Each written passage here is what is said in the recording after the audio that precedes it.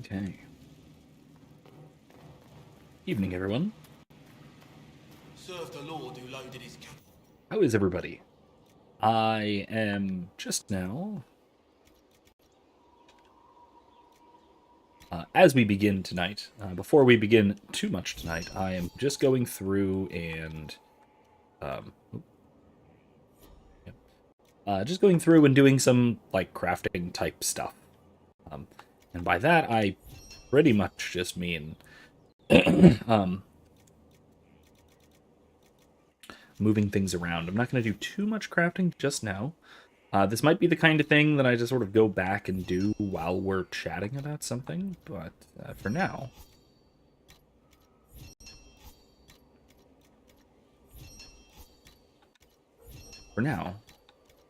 just doing this stuff. So I can then sell off all this junk that we don't need. And we can move on, because we have a lot more exploration, a lot more side questing, a lot more exploring, and a lot more companion-type stuff to do. Sell.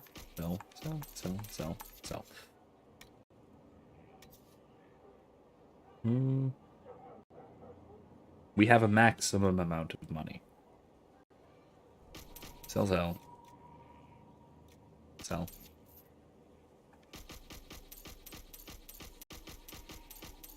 I don't need most of those. I don't need any of those. Okay. What I do need is a couple of my companions to have better armor and such. So while we're still here,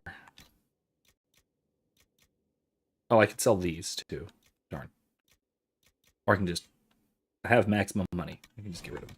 Anyway, hello everyone, and I forgot to do our little intro. Welcome back. Welcome back to Dragon Age Inquisition, where tonight we are going to be, like I said, doing more side questing, more exploration, that sort of thing. Blackwell's all leveled up, all set. Dorian maybe could use something. Actually, you know what? The only one I really need is a new staff for Vivienne.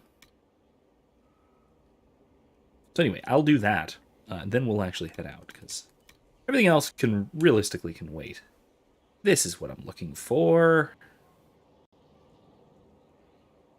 Rand. Masterwork.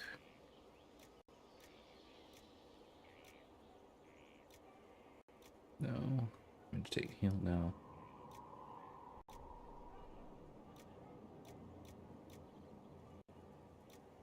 She's not going to be stealthing.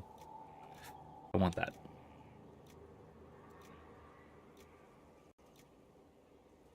That might actually be worth it.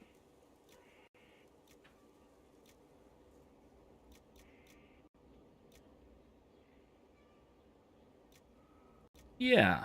You know what? Yeah, let's have this. Let's have her be able to spam abilities. Something that does maximum fire damage. So 65 fire damage, 75 fire damage. Dawnstone, that might be good.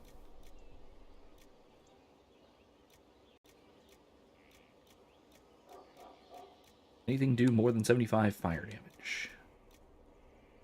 No. So let's do this one for now. Aurum. It's Constitution.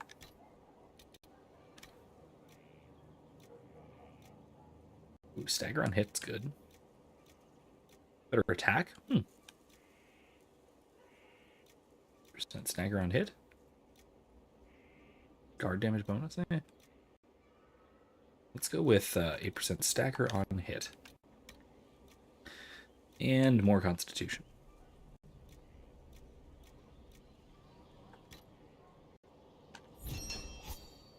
Enduring 75, yeah, that's fine. And we will give that to Vivienne. All right. Howdy, Kevin. Just doing so. What? Oh, I'm an idiot. Wait. How's that do fire damage?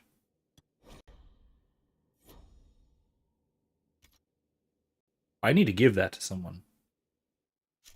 I just used that to make the wrong weapon entirely. It's really warrior only? Wow. Okay. Oops. Big oops there. My bad. Blade of Tidarian. This is the mage version. Crap. Okay, fine. In that case,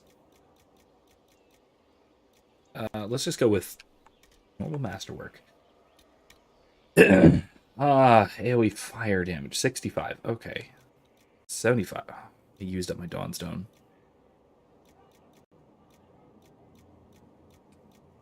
65. 75. Wow. Oops.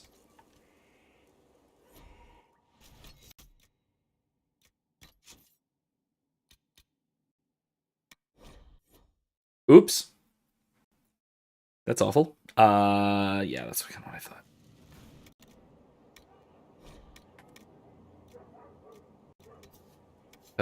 Okay. All right, so that took a lot of doing, so I'll just redo that. Anyway, Kevin, how's it going? Things going well? We spoke earlier about I think, an interesting philosophical conundrum, or an ethical conundrum, although, again, if it is... turns out if that is a little too personal to discuss, not to you, but to somebody else especially, discuss on stream, I'm happy to not. But particularly if there is anything that wasn't sufficiently covered there, I'd be happy to. Do I have maximum monies? I can just get rid of this stuff.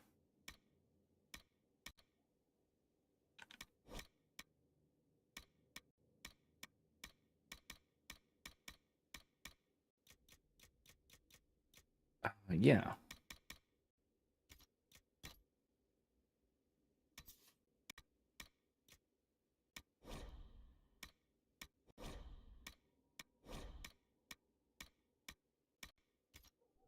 Okay.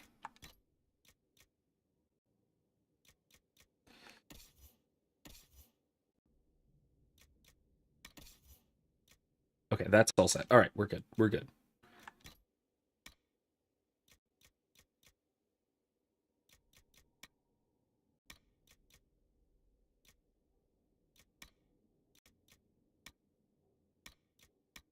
Anyway. So much better. He's finally off work. Good.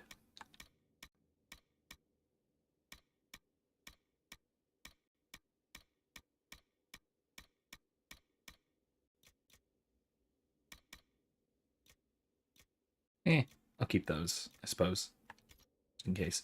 All right, now we go craft. All right, there we go. All right, cool. So, I need a staff, and it is a Blade of Tidarian. Restriction mage only. I misread that. Anyway, here we go. So, I wish that one. Kevin says, please do. I made sure to be vague on personal details, so I'd love to hear more on the point. Use the term supererogatory, which is new for me. Yeah, I can never spell it. So it's not new for me. It's old for me. I use the term all the time. It's just every time I have to depend on spell check to actually get the thing right. But in any case, so what I was saying, and correct me if I'm mischaracterizing the situation at all. I don't have enough of it. But if I recall correctly, the situation is, roughly speaking, that someone damaged something on the job, damaged some kind of equipment or something on the job. Ooh, Sundrawn hit. That's pretty good. 18? Yeah. Damaged something on the job, and that it was... I can get into complications in terms of, like, was it their fault and to what degree and that sort of thing. Because that might matter, but that's a complicating factor.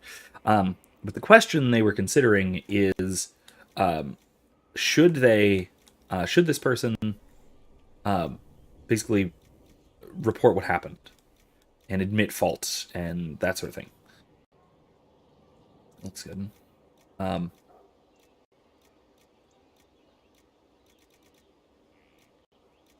Where was that? Lustrous cotton? Yeah. And so basically they were concerned that it would damage their reputation, and that if they didn't, or if they did report it, then it would damage their reputation. It they might have some negative consequences for it at work, that sort of thing. Which, yeah, that's a fair, that's a reasonable fear. And so, where's that stagger on hit? Yeah, that'll work. Yeah, sure. Oh, whatever. And so, of course, because this was a workplace situation, one of my concerns is, and this is especially a concern that's a more long-term concern, and this is something I didn't elaborate on quite as much when we were discussing this, is that if this is the kind of thing that they have a responsibility for, like if it's their job to, keep things safe and working properly, and they are not doing that job, that can be a really significant, that can be a significant problem. There we go. And so that might actually present a real obligation. But barring that, if it isn't specifically their job to maintain whatever it is this equipment is, if that's not specifically their job, I have to say that they do not have a particular obligation to admit fault. Now, if asked, they do have an obligation not to lie. And if it is going to, if this damage could hurt someone else, or could even hurt productivity or that sort of thing, it may perfectly well be their responsibility to ensure that it's fixed, whether that is fixing it themselves, having it fixed, reporting it somehow, something like that. But that means there would have to be some kind of reporting done if this could have predictably negative consequences. But otherwise, if it is simply just this thing is not working correctly, it is damaged in some way, and it'll get fixed in the next round of maintenance or whatever, then I would argue, they have no particular obligation to admit fault, at least unless prompted, say. And the reason for this is because you have a general obligation to tell the truth, but you don't have a general obligation to tell the truth to everyone about everything under all circumstances. Over the army of demons. Imagine what would have happened if the Inquisitor hadn't arrived. And blown another hole through this guy. The obligation we have, rather than to tell the truth, is to communicate correctly. When we communicate, we have an obligation not to lie and mislead. Right? And so what this means is that if he is communicating the damage to whatever it is, in one way or the other, in whatever way this might be. Oh, there's a timer on that one. I'll hold off. I'll do this one. If that is the case, then he has an obligation to say it correctly and say it truly. But if he doesn't have a particular obligation to it for any reason, then I don't think he would need to go out of his way to admit to it. It would not be wrong of him to refrain from doing so. However, to get to the weird term, supererogatory, it would still be morally laudable of him to admit fault out at the outset, unprompted, without being confronted, etc., without being accused. In other words, when we say that something is a supererogatory good, or a supererogatory ethical choice, or an ethical end, what we mean by that is that it is not required. In other words, to fail to do so would not be wrong, but doing so would be good. It goes above and beyond the call of duty, so to speak, but it does actually go above and beyond, not just unrelated to it. Essentially, a minor dent in a trailer for a semi, total accident. Okay, well, if it's the kind of thing that won't cause a problem, again, I don't see a particular obligation to report it. However, it is the other aspect of this. So it would be supererogatory. It would be a good thing for him to admit fault up front.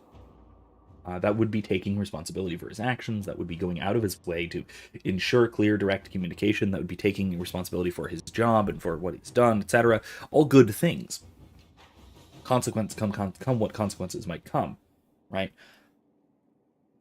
The other aspect of this that I brought up a little bit, and maybe I should elaborate upon more, is that if this is the kind of thing which would be noticed at some point, and will be noticed at some point, and someone's going to ask a question about it at some point,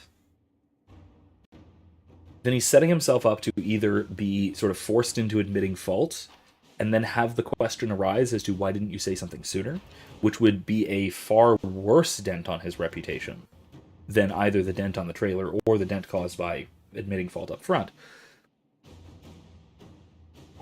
But also might present a kind of moral hazard, a kind of incentive to lie. An incentive to say, oh no, I hadn't noticed. I wonder how that happened. I don't know what occurred, which is a lie. It's an easy lie to get away with at that point, which makes it all the more hazardous and all the more dangerous as a temptation.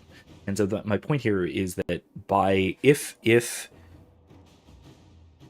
again, I don't know what the sort of likelihood is of this being a real problem, a long-term problem, or a problem for somebody else, or if this is going to be the kind of thing that would just go unnoticed indefinitely.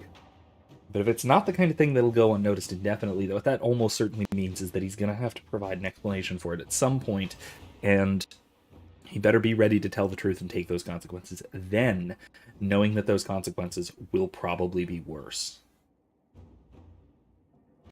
That's the other issue, and that's the prudential concern. That is the point where it becomes a question of what is more practically wise, whether to tell the truth now or to not, to wait. And that'll come down to whether this is going to come up at all, whether it's going to be noticed, whether it's going to be a real problem. If it's not a problem, then it might, you're right, it might, damage his reputation due to carelessness, or it might give the impression of carelessness or something like that. But then again, it might also give the reputation of owning up to your mistakes, which might be a good thing, might be a neutral thing. So again, I can see this going in any different direction in terms of practical reasoning, in terms of chronesis, whatever the English term is. Practical wisdom, I guess. Prudence, that's it. Prudence is usually translation. And again, if it's a total accident, then he's not... There's actually another video that I really want to make soon. Let me actually write this down. Excuses versus accidents. Maybe I'll make that video soon.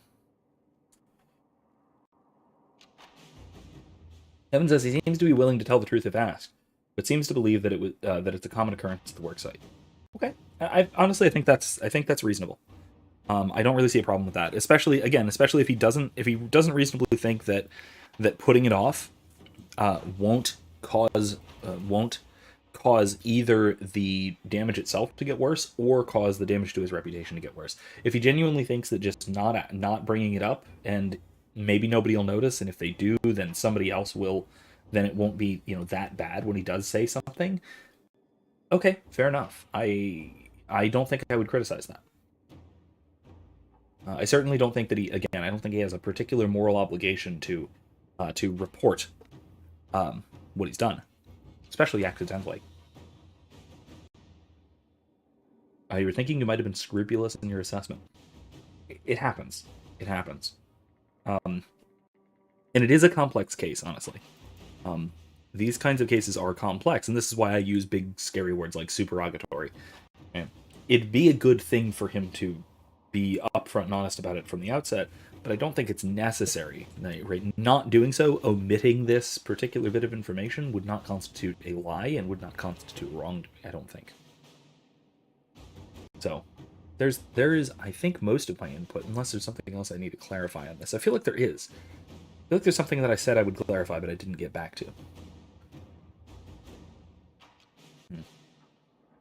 If you remember, or if anything else comes up about this, do remind me. It's an interesting case. Let me go through a couple of these, and then I want to talk about excuses versus accidents. Or not accidents, excuses versus justifications. That's it. Because it was an accident is an excuse. Different things. Different things. Different responses to blame. I took and then co-taught a class about this very subject, and it's a really interesting one. All right, Inquisitor, we've received reports of an abandoned gold mine in the hills south of Griffin Wing Keep. According to the locals, the mine's still capable of producing. It was abandoned only because of the threat of darkspawn attack made the operation unfeasible. Should we dispatch soldiers to secure the place and guard any wagons that make their way to the keep? It should add considerably to our income for the future. Colin. Okay, I can send soldiers to set up a camp at the mine straight away. Let's do it. There's a bit of a fight at the mine with bandits, apparently, not even darkspawn. I'm pleased to report that the darkspawn were cut down with relative ease. We've set up an outpost and recruited locals to begin mining the gold once again. Indeed, I'm told they're more than happy to do so now that they're being protected. We found some useful equipment in the bandit cache, and any efforts to gather coin at Skyhold will now be much easier. Cool. Improving morale. Our work continues in the approach. It's difficult. Why do these take time? Like almost an hour of time. I'll come back to that one too. My mod isn't working for all of these. Troubling. Ooh. Oh, help the people of Sarnia. That's right. We helped them a little bit. This is in Impuistilion, the snowy place. Mistress Pauline has been sentenced to provide relief to the people of Sarnia, who suffered because of her alliance with the Red Templars. She has purchased supplies for the town, but is having difficulty moving them up the river. She has asked the Inquisition for aid. Orlesian guard guilds rely on this quarry. They'll appeal to their business sense, and they'll lend us boats. Okay. Divert some couriers, better the relief arrived in bits and pieces. Hire a brace of wagons and send guards. Keep it safer. No, let's go with the boats. Boats is fine. Mistress Pauline's supplies have reached Sarnia. Food and clothing are being divided among the populace according to need. In thanks, the town have given the Inquisition several tons of their best granite as building material. Nice. Anything new over here? No, just the DLCs. DLC areas. Okay, crossing the sulfur pits. We have completed initial estimates on the construction of an elevated bridge over the toxic sulfur pits in the western approach. This is what we did last time near the end in the desert. We found this toxic area that we couldn't cross. The work will require 10 of our engineers and 6 wagon loads of lumber. The finished construction will allow troops to move through the region at a safe distance from the poison gas. We could build a path. Soldiers will see to it. A few words to Comte of Valfermin. Yeah, he can do it. How would we do it when he can do it? Comte of Valfermin, or Valfermin? I don't know. He's only too happy to loan his workmen and materials to our project. Eventually. The bridge is ready for inspection at your earliest convenience. Very nice. Not yet. Source of the Darkspawn. We have scattered reports of Darkspawn in the area, but it has been difficult to track down their point of origin. They're less hampered by the sulfur pits than we are, and our guess is that they're coming from somewhere on the far side.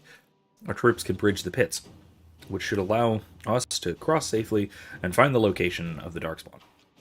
But we'll need significant resources to ensure the safety of the men while construction's underway. I await your orders, sir, Lieutenant Tamsin. Yes, let's do it.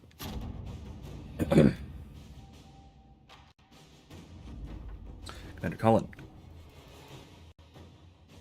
Thanks to the reinforcements you sent, we constructed the bridge safely with minimal losses and fortified it in the event the Darkspawn tried to use it themselves. The Darkspawn are coming from ruins that appear to be Tevinter. Per your orders, I'm restricting the troops to scouting and guard patrols until the ruins can be investigated. Lieutenant Tamsin again. Wonderful. No, not yet, because we want to do one of these things. These things that will take time. I hate time. Riven Wing Outpost has some access to water, but not enough to sustain the number. Okay, Outpost must have access to fresh water. Few scouts should search the area. Scouts search the area.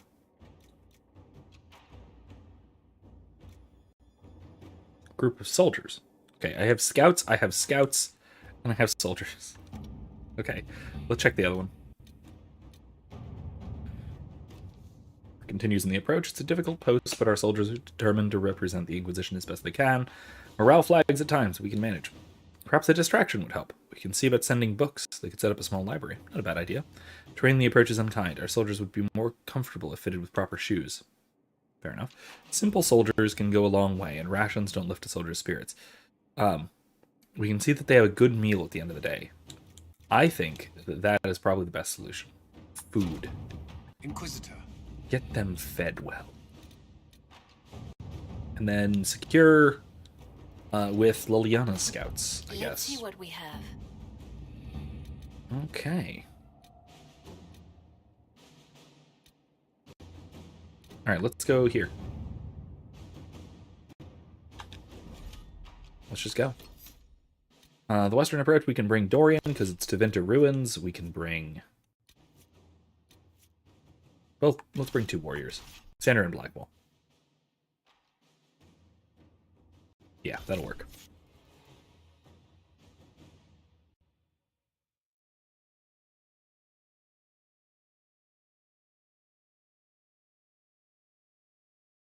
Oh. This is my favorite tavern song.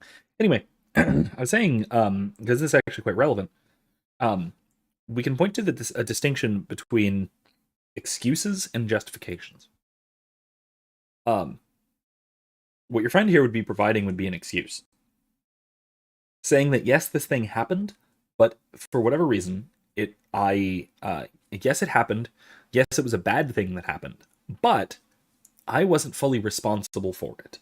And in this case, he's saying that it was accidental, meaning it was an event that occurred, and he was involved, but he had no way of knowing that he was doing it, and it wasn't a voluntary or deliberate action on his part. So if I talk around like this, and I'm waving my arms about, and unbeknownst to me, either because I'm not looking at the webcam feed, and I would have no reason to, or whatever, and I just happened to wave my arm and I hit a fly out of the air, we would say it was accidental. Because I was in no way trying to do that. Okay, let's see. That might be good.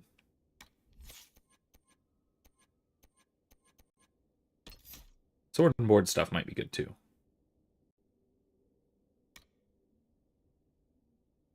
Yeah, no. Let's go with sword bash. Or shield bash. Probably good. Okay, Dorian.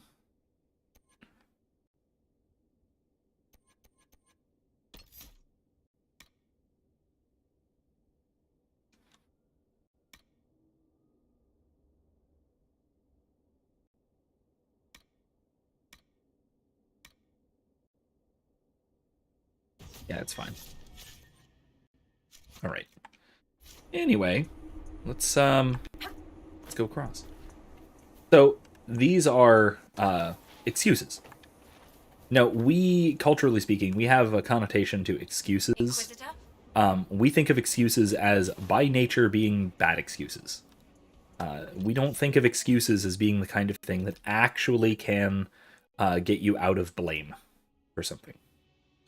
That is incorrect. That is, I think, the precisely the wrong way to look at something. There we go. Because an excuse, if it is a good one, excuses you from blame properly. Right? That's the correct meaning of the term.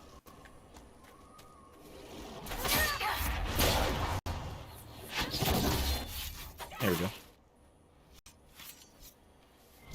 And a good excuse, what it does is it excuses you from blame fully to show that it was in no way your fault or your doing. In other words, a way of putting it would be you didn't actually do the thing that you are being blamed for.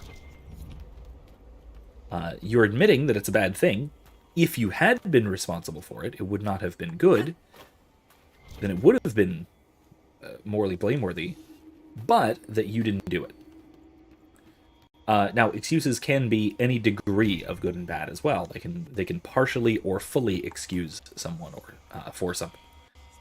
So it might not have been strictly accidental. It might have been negligent. Right? You should have known better, but you didn't. You didn't pay attention, and so you goofed up. But it wasn't intentional. It wasn't on purpose, etc. And there are varying degrees of this. Again, it's something I can get into, and a lot of the nuances of that are utterly fascinating to me. They tell us a lot about how. Oh, you got him. They tell us a lot about how it is that we avoid and accept blame. A justification, on the other hand, is saying that yes, I did the thing, but the thing was not it was not wrong. It was right for me to do it under these circumstances in this situation, given whatever other details you add. So saying that yeah, I did the thing, but it was the right thing to do, basically. What are those? Okay. Just, there we go. God.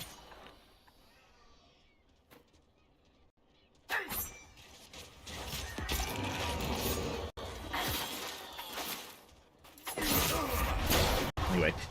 Ow, he got me. Kevin asks, what about a situation where you're at a job and you have a set list of tasks to accomplish efficiently?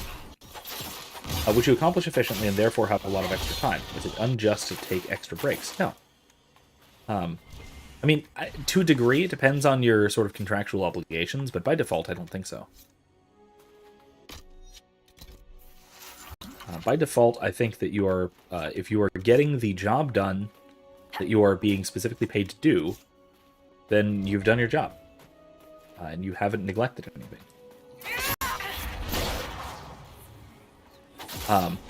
We can contrast this, I think, with a situation I've been in. So, you may or may not know this. I worked for the 2010 census. Worst job I ever had, by far. I haven't had now, to be fair, I haven't had a lot of different odd jobs, but it was a terrible, terrible job. Mainly because the expected work ethic was practically zero. I was, my first part of the first thing I did in the job was, I was a QAC rep, meaning a QAC representative, a questionnaire assistance center representative. Basically, I sat in a designated area that people could look up online, where people could come in, and I would help them with their census forms. I did this for about 6 weeks. I did it for like 4 days a week, like 6 weeks. I think I was like 6-hour shifts or something. I got paid pretty well. I think I got paid like $12, $13 an hour. And I had literally one person actually come in and speak to me the entire time. And the one person was my grandmother, who came to visit and didn't actually need any help.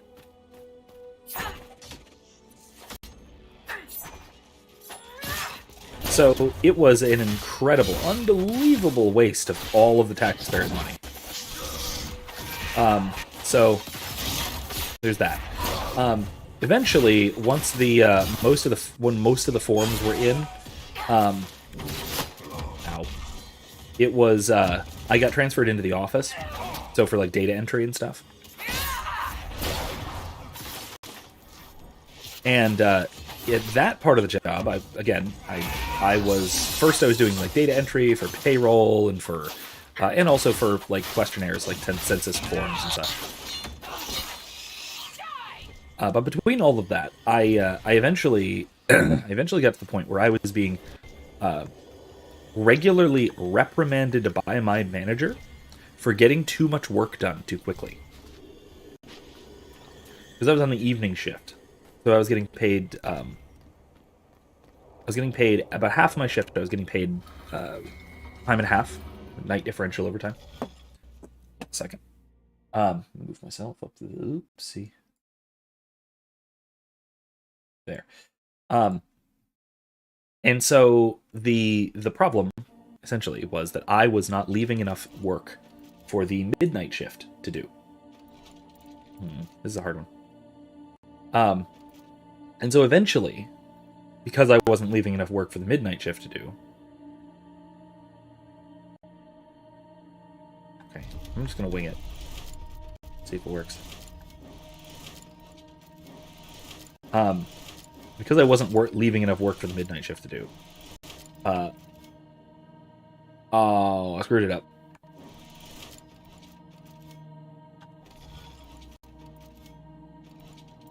So if I do that, and then do the thing I just did, that should work. There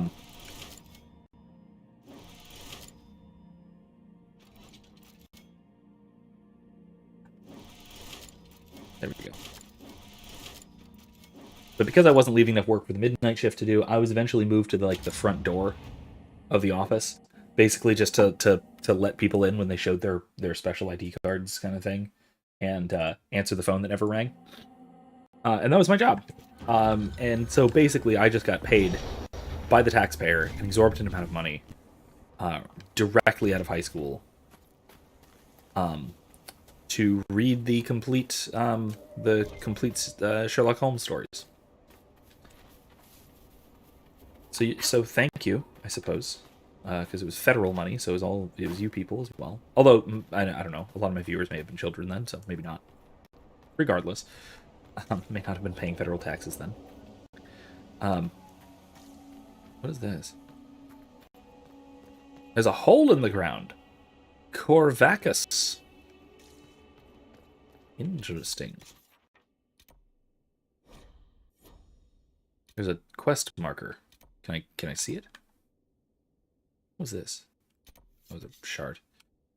Oh, well, let's go into Corvacus, whatever this is. Yeah.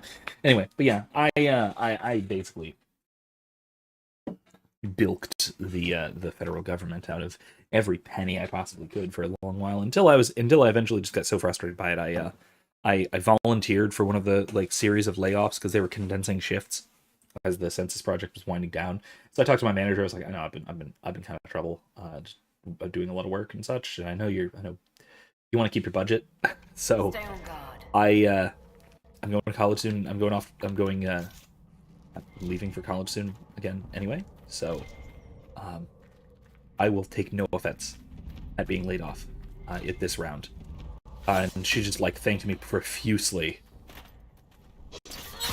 for basically for being one of the ones to volunteer to be laid off for. Because most people were desperate for this temporary little job that paid way too well to do basically nothing.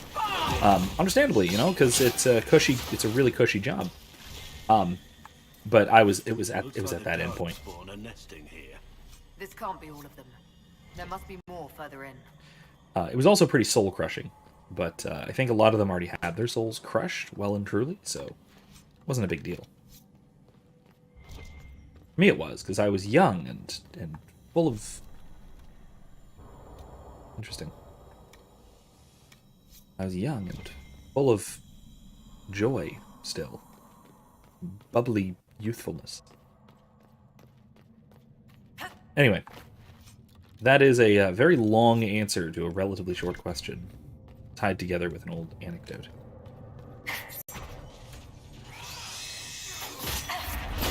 What does it sound?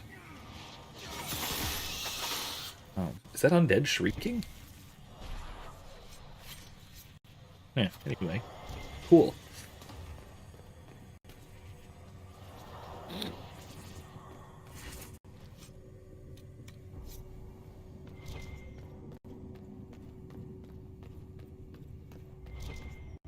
So yeah, that is a description of an important.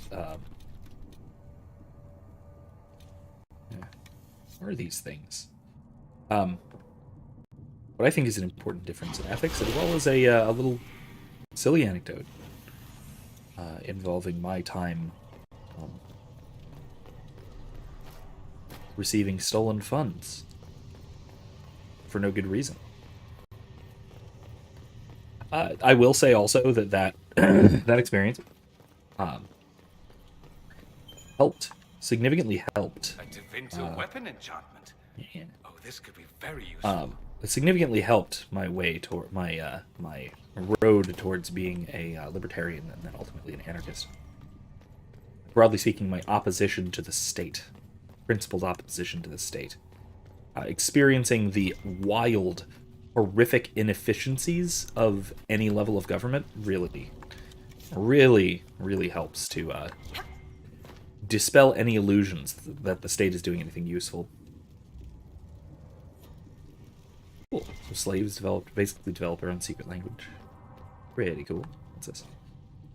The giants are half feral. There's no room for a weak hand. One is enough to move debris during excavation, but keep it under control. We don't need the whole building coming down.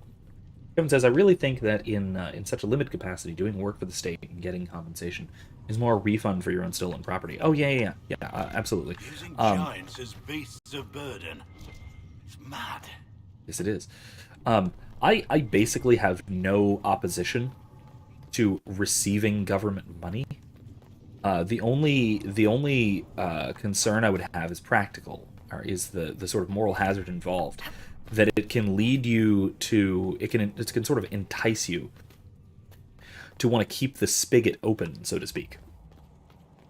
Right? So if you are receiving a steady stream of government money, you are far less likely to want to turn that stream off. I, on the other hand, am at least, even at the time, I was 18. 18? 19? I was 19, I guess. I guess I was 19.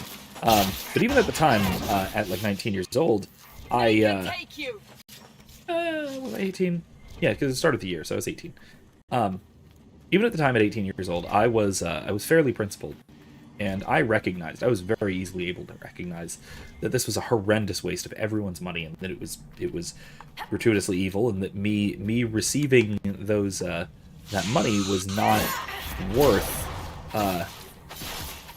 everyone else having it taken from them. Oh man, that didn't work.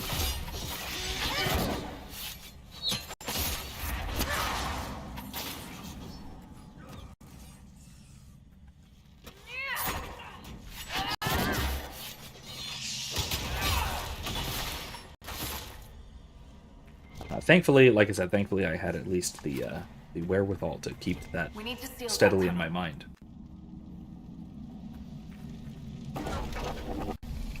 Nice. Cool. Very cool. That should stop the darkspawn. These, anyway. I imagine there are a million more still underground. The tunnel was opened from the outside.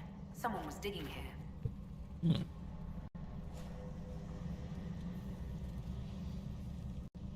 Yeah, I don't actually oppose, at least intrinsically, if you are aware of what you're doing and you are still willing to oppose it and do what you can to oppose it, I have no problem taking or receiving, more so, but taking or receiving money from the state, either a government, state, or federal, whatever.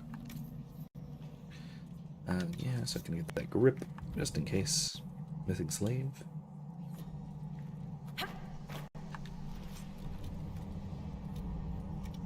If there is anything in here, any of these things that you see me just kind of pass by, that you would like to see me read, let me know. Look interesting. In any case. Yeah, I don't have a problem with that. I don't think that there is a sort of an intrinsic moral problem with it. That Herlock will put up a fight. Stand ready.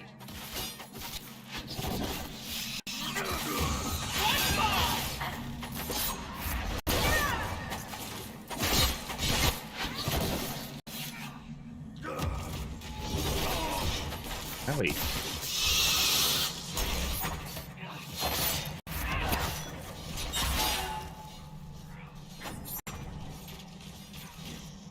Got him. One less to worry about.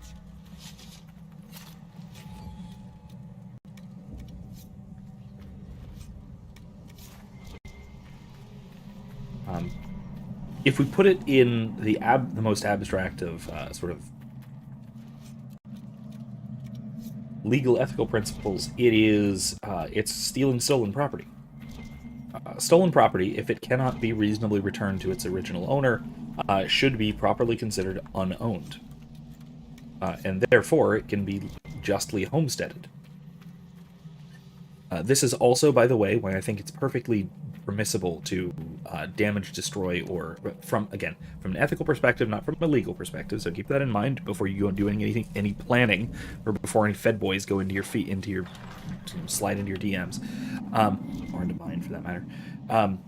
But it is ethically permissible to steal, damage, or destroy state property because it is unowned. There is nothing that is intrinsically morally wrong with that, in the way that it would be intrinsically morally wrong to steal, damage, or destroy the property of another person that is licitly acquired.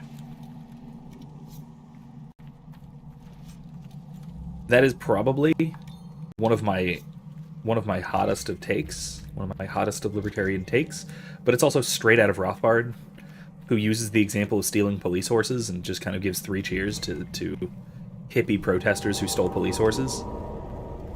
And he despised hippies, just like I do. But when they steal police horses, they're not doing anything wrong, technically.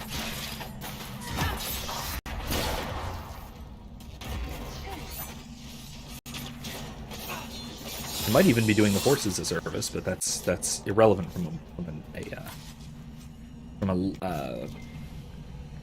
from the perspective of justice, let's say. We don't have obligations to animals under justice. But it is a mark against cruelty. Venatory. They've been excavating. Of course I they take it have. breaking into darkspawn tunnels wasn't part of the plan. If their plan is to be a thorn in our side, they're doing just fine.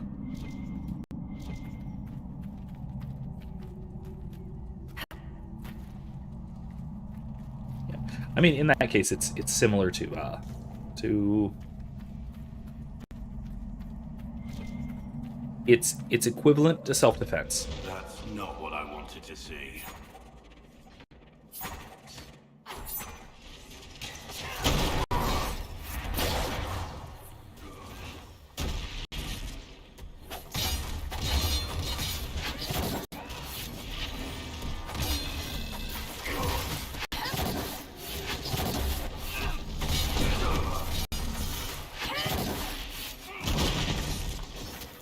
Ah! I'm too mighty to die!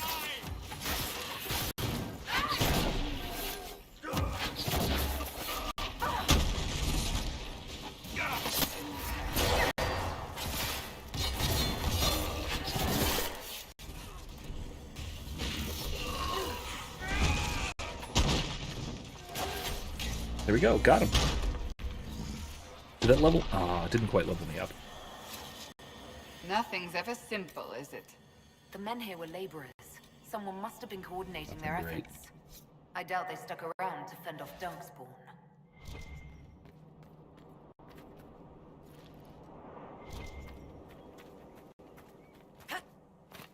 But yeah, it's Kevin described it as a pretty cool refund on your own stolen property. Yeah, that's one way of looking at it. You can also look at it as kind of like I said, analogous to self-defense. It's the same justification for things like tax avoidance. For legal reasons. Avoidance, not evasion, even though, again, there's nothing intrinsically ethically wrong with tax evasion any more than there is wrong with home defense. Legally, it's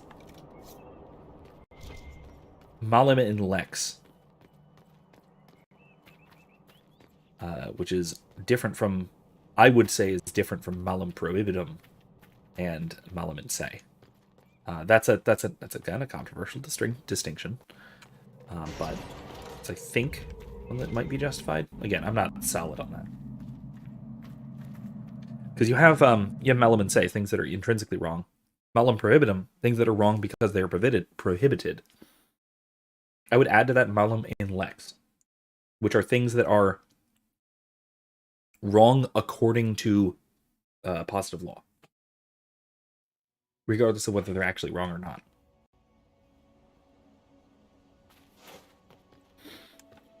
So, anyway, there's a series of vaguely controversial thoughts on proprietarian legal theory, let's say. Yes, I am going to go set up the camp, don't worry. There we go. Now I'll set up the camp.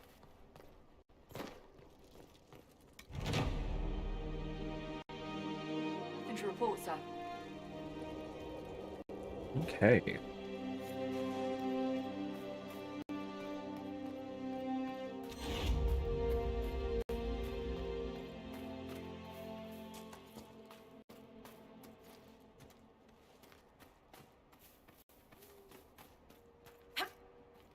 Now, I think there's a reason for me to go up here. Yeah, there is. There's a secret right up there that I would love to get to. Oh, there's a rift up there too. Hey, we'll go deal with that first.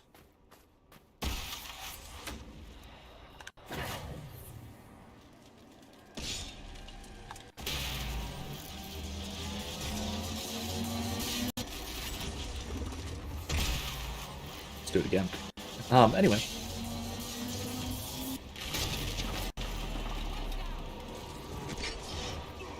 Yeah, like I said, I think it is a...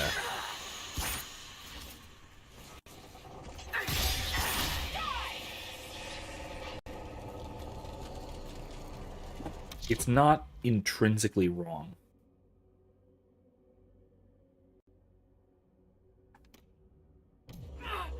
Oh, never mind.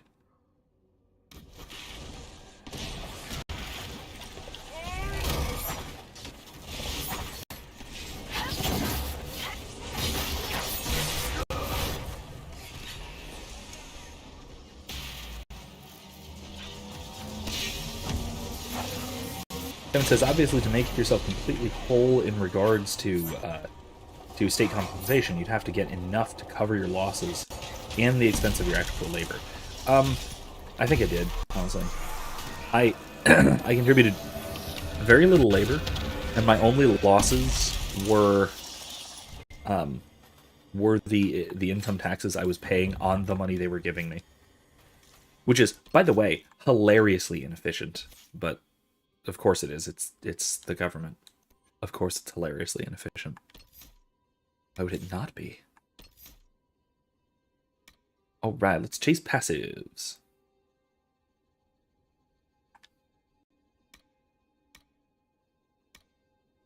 Mercy killing.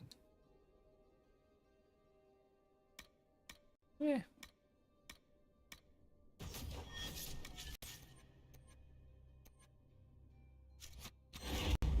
Okay, let's go over there. Yeah, right there.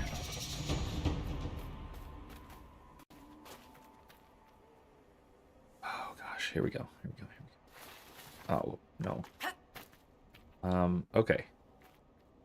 See, there's a little secret over there. See that skeleton right above my head, right there. See that? I need to get over to that somehow, which could mean I can climb up on top of this. No, I don't think I can do that. Maybe I can do it over here. No, I can't. Okay.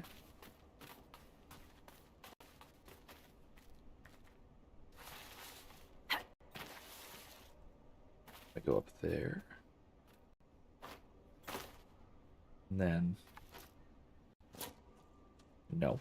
Okay.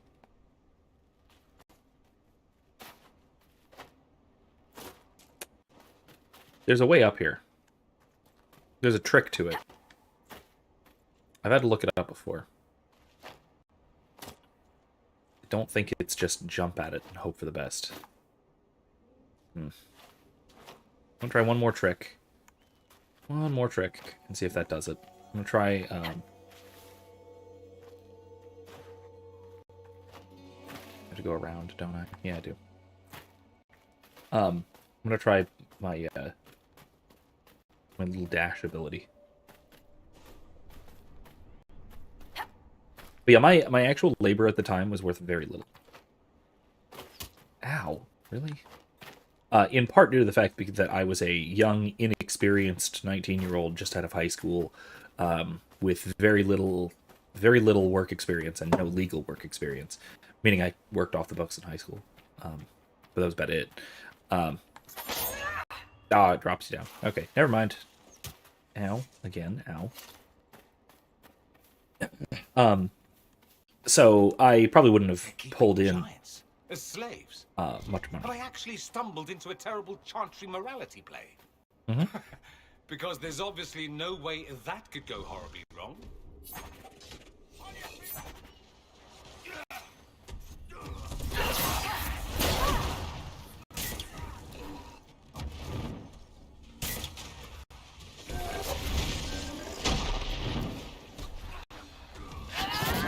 Really?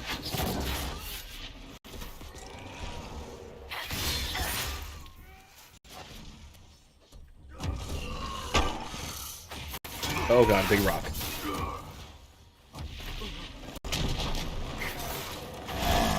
Eh.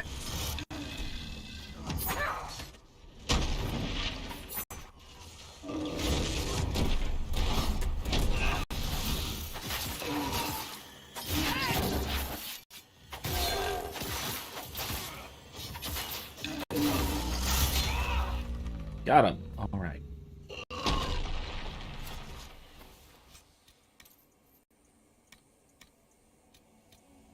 All right.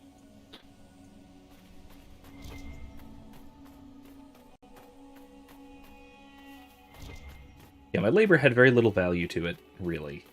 And even just what I was capable of producing. And then the fact that I was producing basically nothing was a step further towards the diminution of what my labor was properly valued at. And I'll also say, like, again, economically speaking, I was providing zero value to anyone. I was a drain on... I was a net drain on society. So no, I didn't, merit pay, strictly speaking, in that case. I wasn't providing any valuable service to anybody. So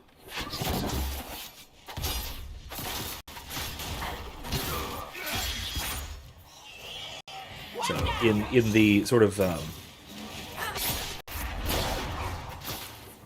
returning, what would it be called? Recompensatory justice, not recompensatory.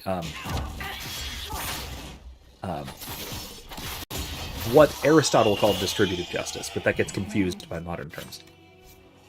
What Aristotle called distributive justice, the proper distribution and exchange of good for good.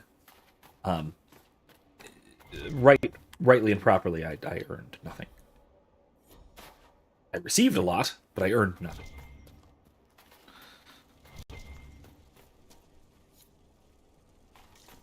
Anyway.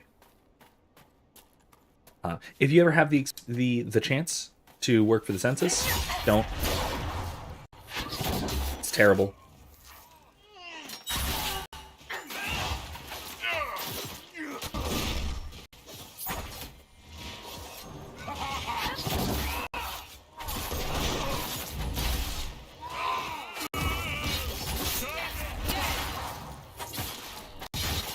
There we go. Yeah, like I said, it was really soul crushing.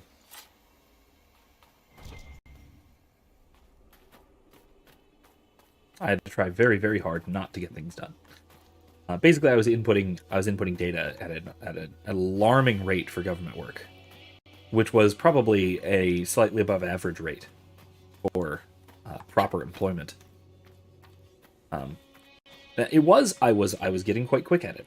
I'm actually a rather fast typist. I'm very efficient when I need to be. And I also, beyond that, I taught myself to speed read over the course of that, for retention as well. So that was actually, I wound up being actually surprisingly efficient in the job. Okay, cool.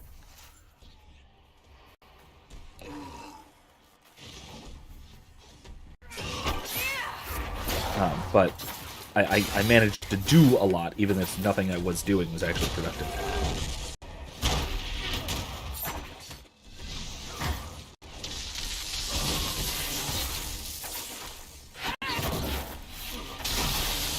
Ow.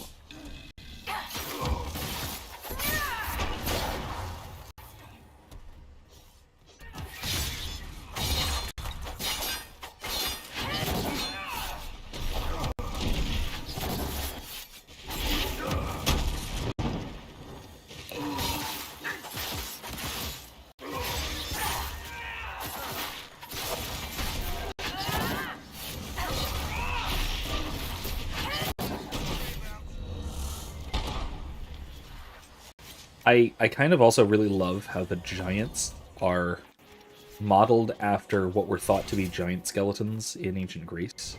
Basically mammoth skeletons. They have the tusks. They have what they thought were massive eye holes that turned out to be what was it? I think it was for it's something for the trunk. Like eye holes and just, stuff like that. It was really cool. Really cool. Some really cool creature design. Okay, now what? Alright, so I did all that, but there's more over here.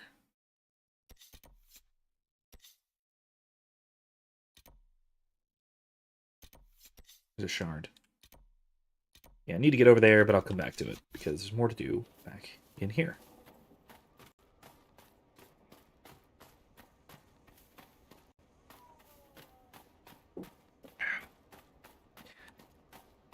I was at that time, at least, what a lot of sort of Hoppian libertarians would call a net tax taker. And again, I don't see a problem with that, really. The only problem with being a net tax taker is the incentives that it gives you. Like I was saying, most net tax takers have this tendency to want to keep the grift going. Because of course they do. Why would they not? It's totally reasonable for them to want to keep their jobs, basically.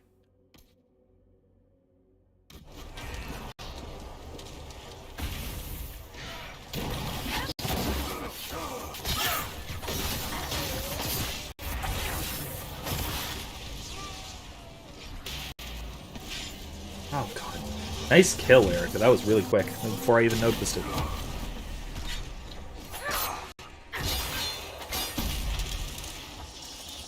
There we go. It is Thursday night, and that means thought pots. Horrific, disgusting thought pots. I have to assume that they are as physically grotesque as they are morally grotesque.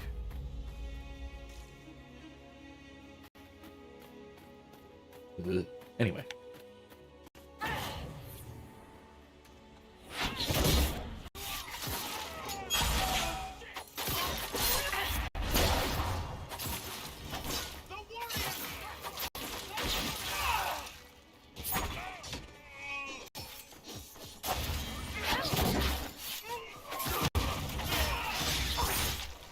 There we go.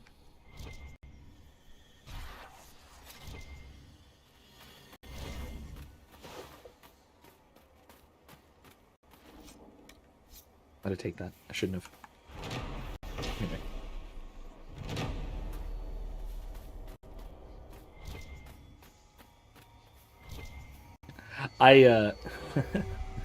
I almost admire their marketing strategy. I don't actually. I think their marketing strategies are absurd, incredibly stupid. But this one at least reminds me of a really old tired joke from college, back when I was in college. I don't know if this is still a joke, if this is still a thing, but there was at least back in my day, I don't know if this is still the case, but at least back in my day, there was a particular sorority, Delta Delta Delta, or Tri Delta, or Tri Delta, that was particularly well known for being, or for their members being, let's say, available, so to speak, to put it kindly. And the ridiculous advertising of this particular thoughtbot has reminded me of an old saying. If you don't have a date after 8, try Delt. As in, try asking them. Yeah, it's it fit the reputation. I've no idea whether this was ever merited, though. I don't know. I've heard plenty to suggest that there was actually something to this, at least at the time. And I also have no idea whether this is still the case. But Greek life, man, Greek life. Never appealed to me. Never really did. Basically paying for networking, which I get it. Okay, fair enough. But nah, it was never my thing. There we go. All right, there's some things up here that we need to look at. Take care of.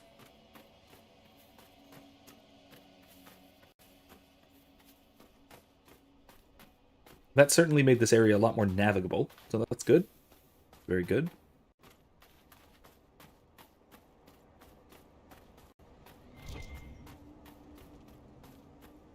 Hey, what's this? Dead people.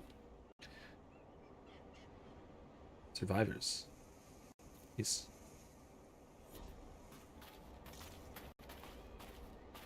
Surviving in this nasty, harsh desert. Oh, hello.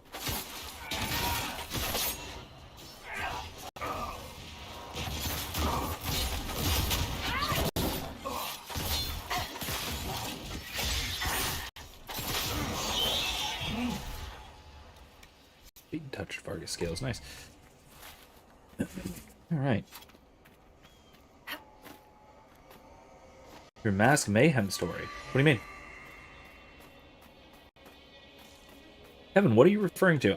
That is ringing a bell, but I don't exactly know what you mean. I don't remember what you're talking about. Remind me. Because it certainly sounds something. Sounds like a lot of fun. This wouldn't happen to be about my ordeal with the university mask requirements and such, would it? Because that has not advanced. Oh, the prior comment. Oh, hello. Your prior comment. Which one? Let me scroll up. Hold on a second. Obviously, to make yourself completely whole in regards to state compensation, you'd have to get enough to cover your losses and the expense of your actual labor. That one?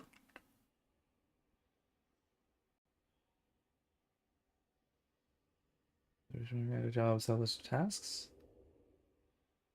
Talking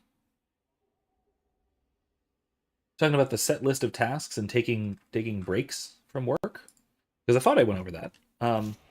If I did not do so sufficiently, though, I'd be happy to give more. Let's look around. Ow.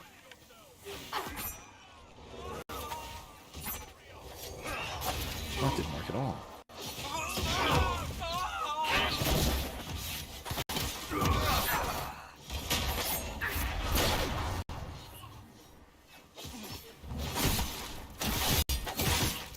The Venatori will not easily recover now. It should make our own hold on the region stronger. Are you just gonna stand there? Yeah, I guess he's just gonna stand there. They'll take care of that. Okay. One down. Just I'm sorry, just repeat. I am lost. You're gonna have to just repeat for me. Where's the guy? Oh, he's way over there. Okay.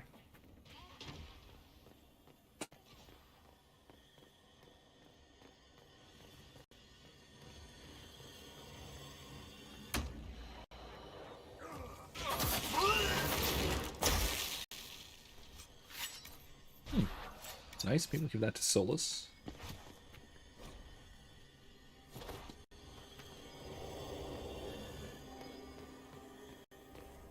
It has gotten blocked out of the. It's gotten disrupted, by the way. That my comments, my chat, has gotten disrupted by the Thoughtbot, which I'm still seeing it, even if it's been deleted. Still breathing. As an He's admin. resilient, I'll give him that. He could still be of use if we interrogate him. Let's take him in.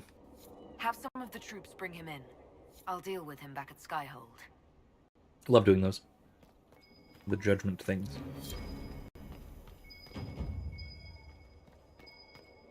It's down there, huh? Okay.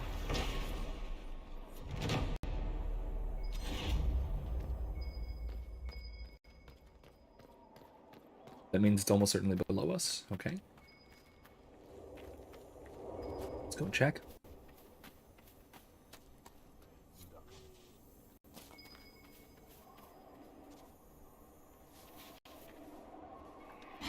Yeah, the message was deleted, not the name. I actually don't see. I don't know this. Can everyone else still see the message with the name, or the message being deleted? But can you still see the name of the? Can you guys actually still see that, or is it just us? Cursed with such. It still feels good to be helping the Grey Wardens, even after everything. Cursed with such sight. Everyone will see it until the replay, in which case it'll be deleted. Fine. Thanks, I hate it.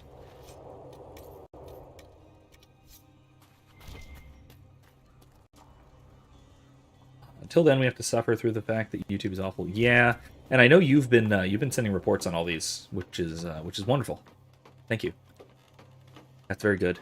I hope eventually YouTube does something about this, but I have my doubts. Unless Elon tries to buy it from Google or something, which would be nice, really nice, real nice. I'd love that. But speaking of, I will get back to whatever it is Kevin needed to ask. Which feel free to come back to that, because like I said, I'm a little lost on what you were asking. But that aside, I am thrilled and fascinated by the stuff going on with Twitter. And honestly, it almost seems like Twitter might at some point be worth actually using. Probably not, but maybe at some point. I still despise the format. Absolutely despise the Twitter format. Because every tweet is basically just shouting into the void, rather than in any way targeted. You reposted the story, but maybe it's not showing up for some reason. Yeah, I don't think I'm seeing it. I don't think I'm seeing it. Oh, another one of these. Let's move my camera again. Put me up there. Oh, this one's complex. This one looks complicated. But I am, like I said, I'm really liking what I'm seeing from what Elon has been doing here.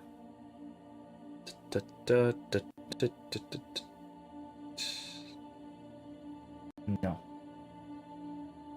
Maybe there.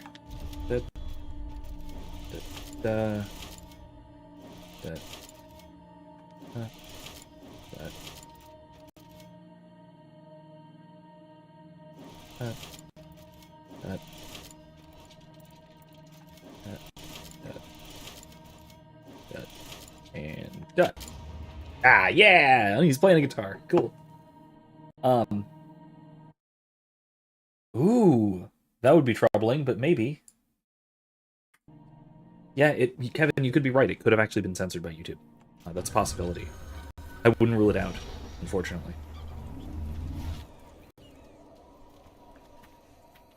Huh. Oh, I don't see the N95 comment. What is that? Let me look.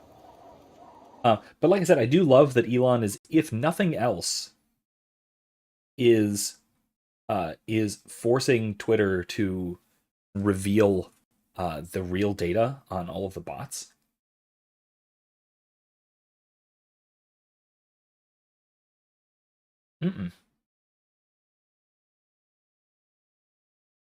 No, I think there's a gap in it. I don't see it.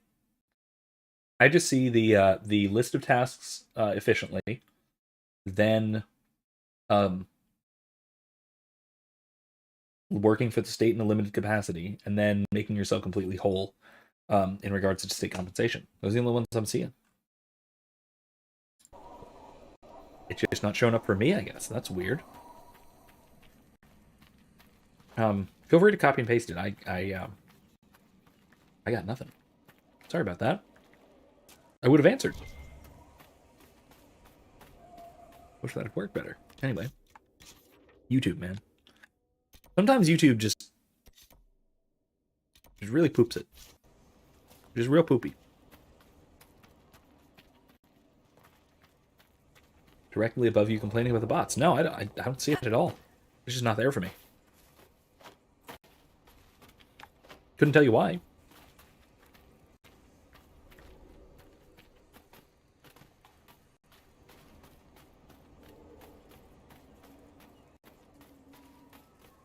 Let's see, where is this shard?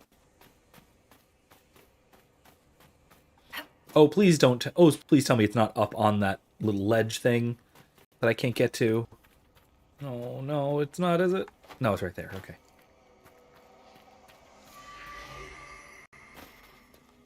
Yeah, okay.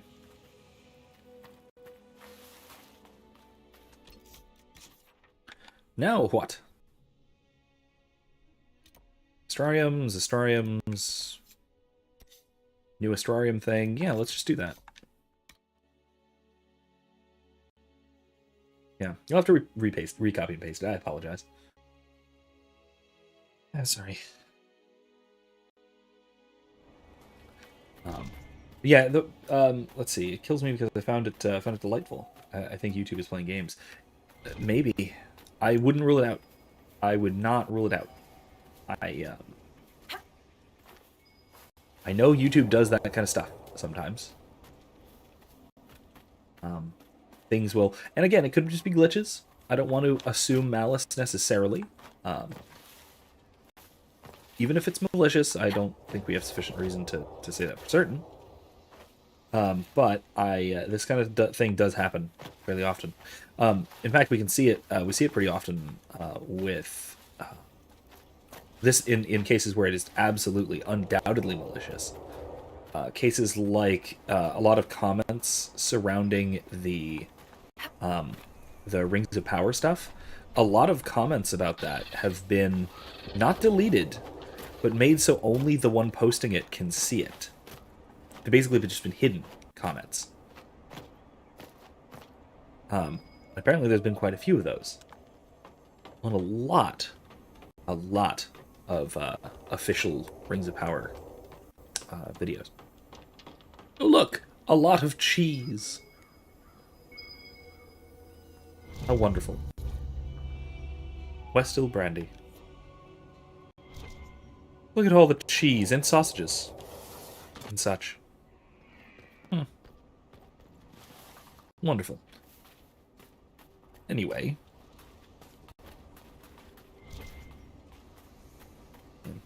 If you repost it and then I still don't see it, then you'll definitely know something's wrong. If you have reposted it, then I can already tell you something is wrong, because I still don't see it. Let's find out what's inside. Yes. Oh, I already have a Veilfire. Cool.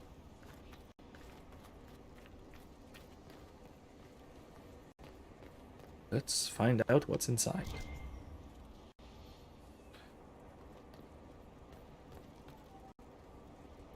This is very cavernous and very Tevinter.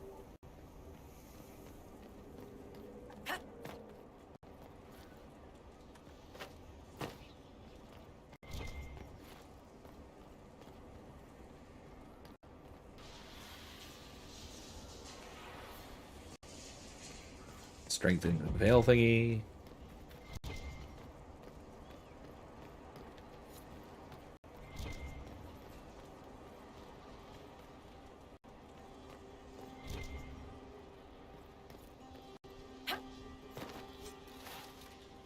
Griffin plate. Masterwork enchanter mail. I'll take that. Yeah, I'll take them. Take them both.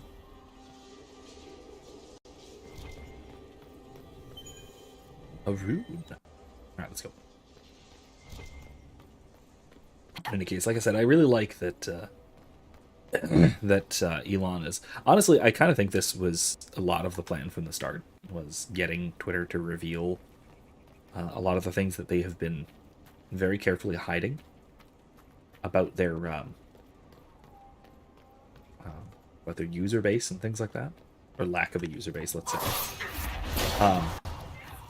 Because let's be realistic, there's a lot less people on Twitter than Twitter says there are. Twitter says that there's less than 5% bots. No one believes that. No one believes that. One of the great clips I saw about this was when Elon was talking about this on some kind of like a Zoom call or something, and he said something about there being Twitter claiming they're only 5% bot accounts. Everyone, the entire audience, everybody he was talking to just burst out laughing. Because it's ridiculous. Like, that's obviously ridiculous. There's definitely a much higher percentage of fake accounts. And I will say, my account on Twitter counts as a fake one for measurement purposes. Like, statistical measurement purposes, my account on Twitter counts as a fake because I have an account. It is still active. You'll find it some places sitting around my YouTube channel even. But it is entirely unused. Entirely unused. I think I've tweeted from it like 3 times ever. Or something like that. And not in, oh gosh, 5 or 6 years? So it's inactive.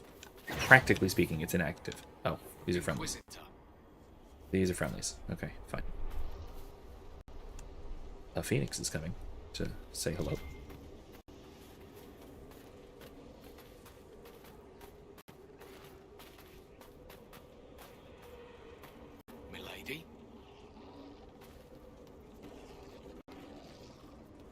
Let's see what's over here. Uh-oh. I don't want this. I don't want to fight. I'm just gonna go.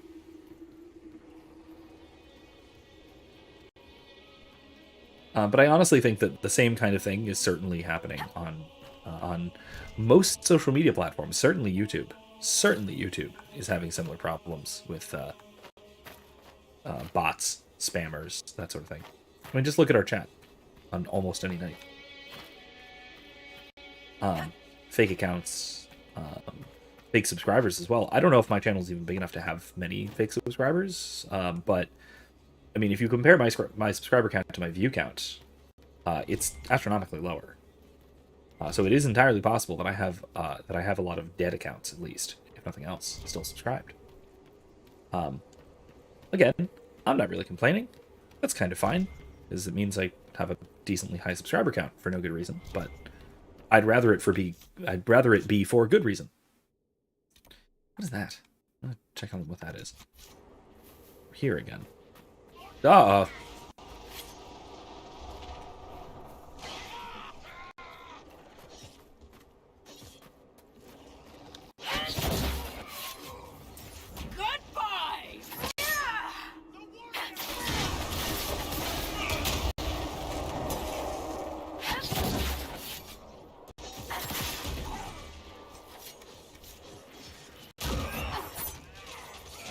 Will do.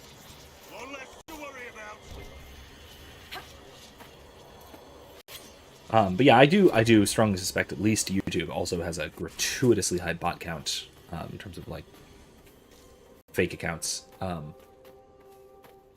That said, of all of the various social media platforms, at least the major ones and the ones that I'm actually on, it seems like, if only just from my own user experience, this is not from this isn't from any kind of data that I have, but it seems to me, at least from my user experience, like Facebook has a shockingly low number of bots, at least comparatively. Kevin, did you say it again? YouTube is definitely playing games because I have seen nothing. I'm going to check it over here. Can I do this? I can do this over on my I actually want to see what the heck you're talking about. It's gonna bug me. It's gonna bug me. La-di-da-di-da. Content. I'll find it. Live. I can't... Okay, never mind. I can't access my currently live video through that. Erica says, I was going to go to sleep around now, but I have to be on the high alert, and I think I'm going to pass out on the keyboard. That is a possibility. I won't discount that possibility. Oh god, I'm definitely going to pause it, though. Okay, so doodly doodly doodly doodly doodly doodly doo. Let's see.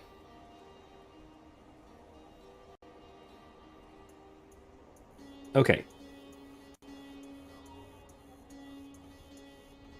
No. I'm not even seeing it on here. Like, on my account, it is just not showing up. Nothing about masks, nothing like that, nothing at all. Wow, that is bizarre. That is bizarre. I don't know what to make of that. I really don't. It is just not showing up at all. Again, again, absolutely just terribly sorry about that, but these are the only two things I have left to do here, so I'm gonna go, I'm just gonna walk to it.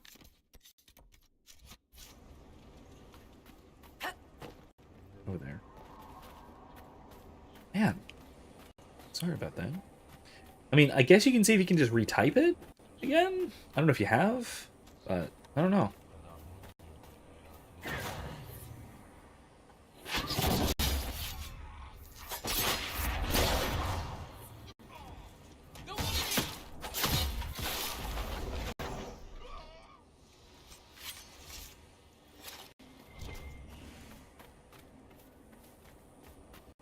What's with all these dudes, like, literally in the shadow of our fortress?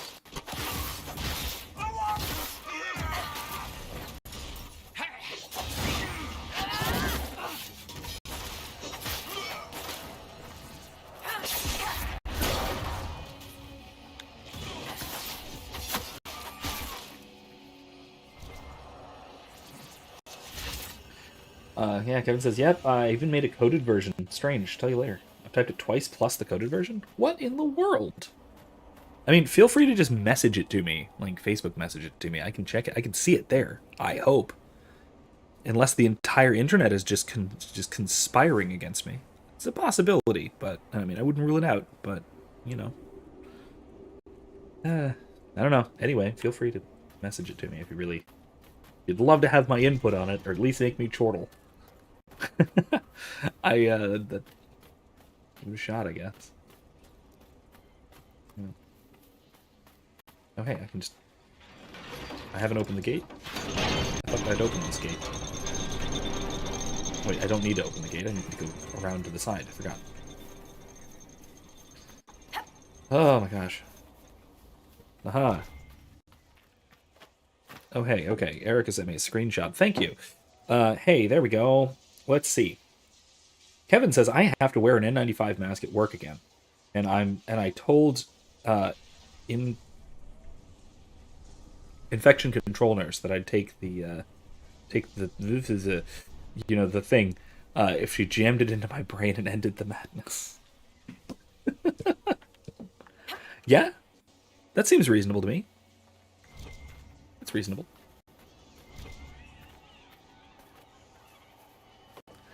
Yeah, that sounds like a perfectly reasonable request. I don't know. I don't see what's wrong with that.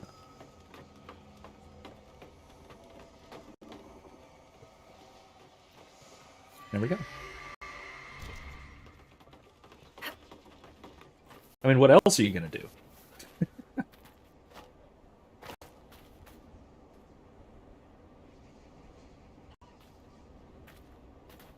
Now, my question though.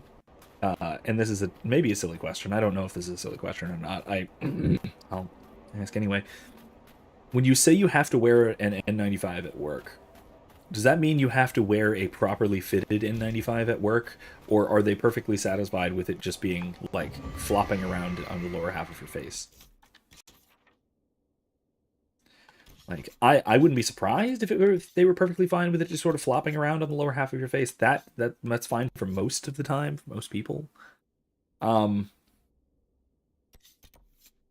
But, you know,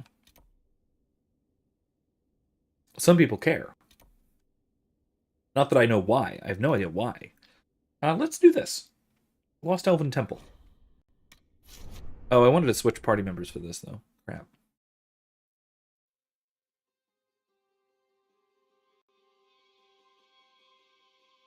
Because I definitely want to bring Solus to the Lost Elven Temple.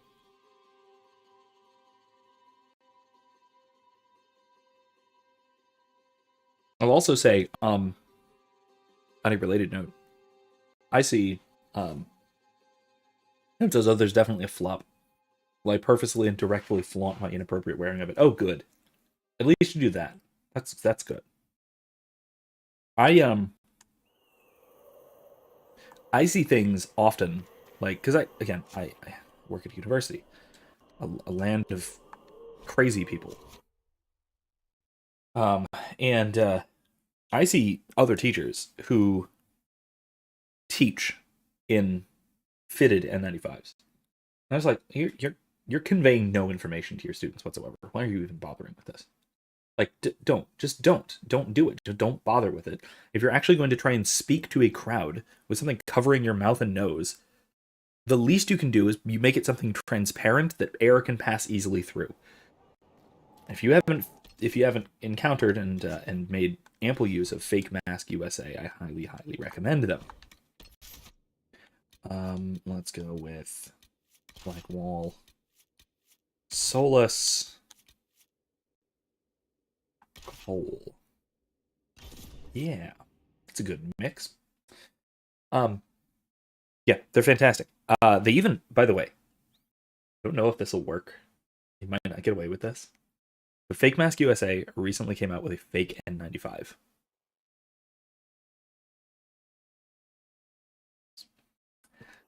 I don't know if you get away with it, but it is a thing. That is a thing that they make, which exists. Not for some time. The camp is abandoned. There were explorers here. They didn't do so well.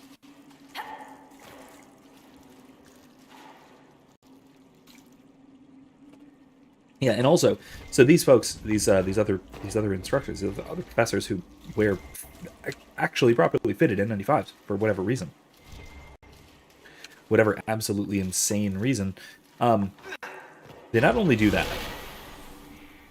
but these properly fitted N95s, they will take them off regularly and put them back on, again by hand, regularly, just like boop, boop, boop, boop, boop. And like in between classes, whatever. This is a really disturbingly common occurrence, which is, again, entirely, completely defeats the point of an N95, a mask at all, particularly one which is meant to keep bacteria, or not bacteria, viral particles out and not just in.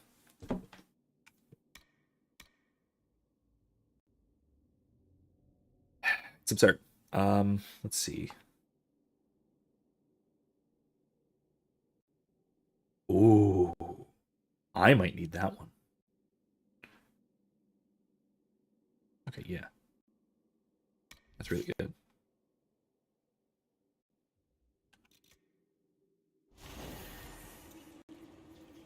Uh-oh. Okay. I had the lag there, but it's gone.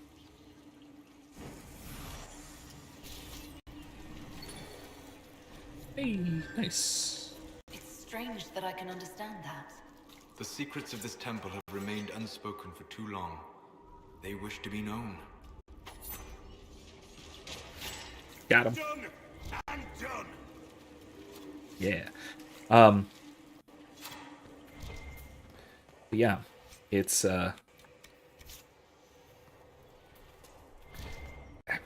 it's everyone knows at this point. I'm pretty sure everyone, like literally everybody knows at this point that the whole thing has been a charade. Like there is ample data. I don't understand. It's as if the altar's waking up.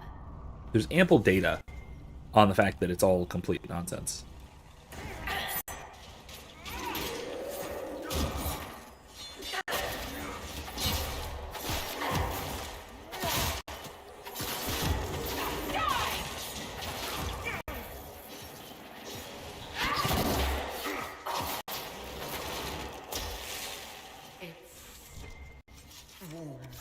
It's alive. It is alive because the creature connected to it is alive.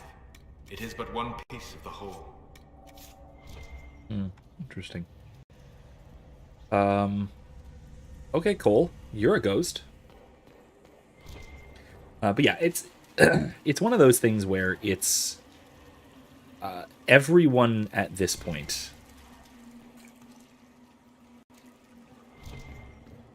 either has to at least privately acknowledge that every aspect of the COVID mania has been utterly pointless, and I can see them. You can see the whispers. for show, like entirely for show. No way through this Um, gate. It's the most effort to tell a story I've made all week. It was a good story. It was worth it. But like everything about it has been entirely for show, with the possible exception of vaccines, which there is some efficacy there, and I have some thoughts and theories on that and ideas, which I'd be happy to share. If I don't know, YouTube will probably be fine with it because I'm not exactly denying vaccine efficacy, yada yada yada. But for the most part, just about everything to do with the COVID regime has been nonsensical.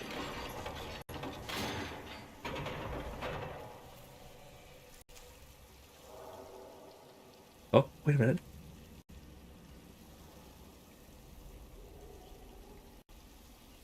There we go. All taken care of. Sorry about that.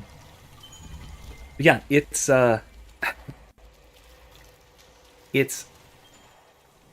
basically impossible at this point not to acknowledge it if you're being the least bit honest. The problem is that there's a couple of problems. Primarily that being honest about these things is incredibly difficult under the present circumstances, in which people have been dishonest about it for this entire time. Where people have been either dishonest or duped this entire time. And if you've been fooled this long about something, it's going to be unimaginably difficult to publicly change your mind, just due to pride. To admit that you are wrong, not only are wrong, but have been wrong about something incredibly important, and about something that is especially ethically important. Admitting not only that you were wrong about something, but that what you have promoted has been evil. That's incredibly difficult to do for most people. Not for most people, for anyone really. And so it involves a matter of pride. It becomes a matter of pride. And obviously not everybody is even really capable of that, just intrinsically capable of going back on something like that. And so we're stuck in a kind of... What killed him, I wonder? I would say something like a loop of cowardice. That you cannot possibly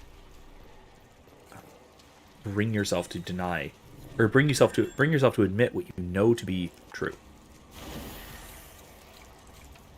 I could do that. Or I could. Thanks, Cole. But so that all of these things sort of combine together. The only people who are still refusing to admit that the COVID tyranny has been nonsensical are people who are very willfully ignorant. And people who are afraid to say otherwise.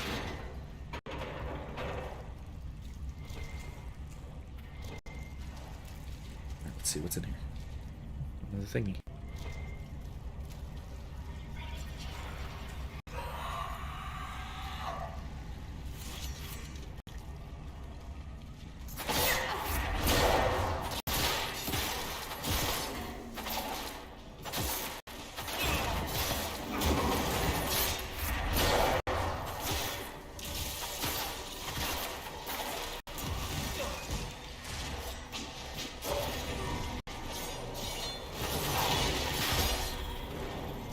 All right.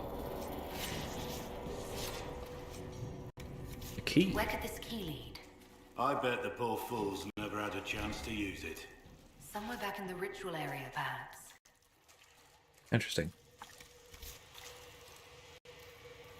Yeah, it's one of those things where it's a psychological difficulty. And it is in some ways completely understandable why it's so difficult. Oh.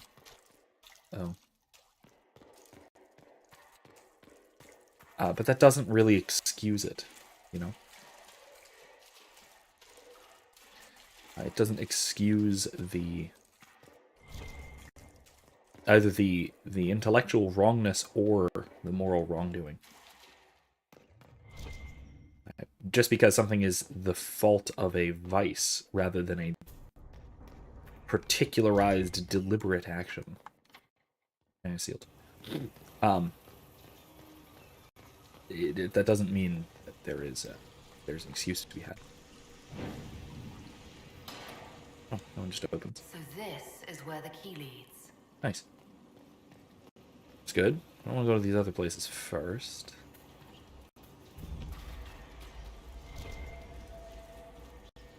Let's see.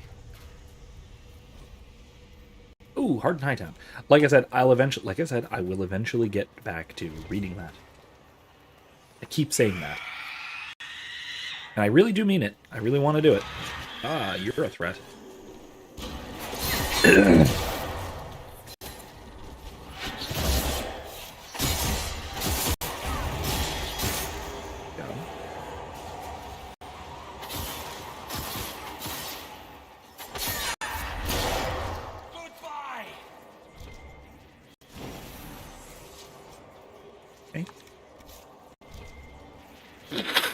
Okay. What else we got? Anyway, a thought I've had on the vaccines is that they have actually done something quite useful, and actually something very helpful from a sort of, I would even say, I hesitate to say this, but from what one might call a public health perspective. Of course, not literally, because that's the term is nonsense, but from the perspective of no, not the jeez. Stop. But from the perspective of helping not just the vaccinated individual, let's say. But moving beyond that to effects on broader society, effects on other people who have not taken the vaccine, etc. And I will point to what I understand to be the mechanism of the first couple of variants of the virus compared to the mechanism of Omicron, which is far less dangerous, and also compared to the mechanism of the vaccine. So, as I understand it, I could be wrong here. Perfectly well could be mistaken about any bit of this. But as I understand it, the primary means and method by which the alpha strain, like COVID alpha, the first one, all the way through Delta, the primary means by which they infected and they did their damage was through what are called the spike proteins, which are those little like T-shaped bits and bobs that are on the outside of the viral particle that everyone knows by sort of by the chibi version of the virus that everyone sees, that sort of thing. There it is. Because of that, the vaccine was designed to combat those, to make excuse me, to make cells not susceptible to the or not as susceptible at least to the to those spike proteins. Oh, there's two of them.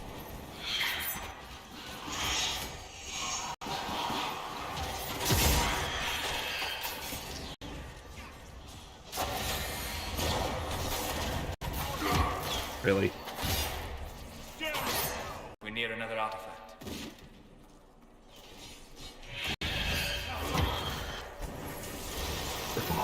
Teleporting. Keep the teleports.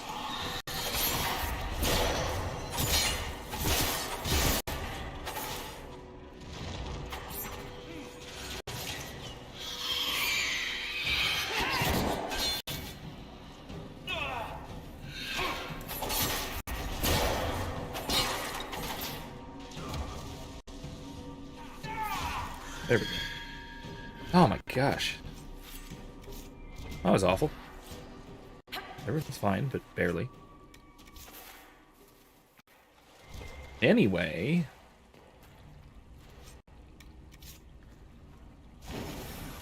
So my understanding is what happened was that because the virus primarily operated by these spike proteins, and that and because the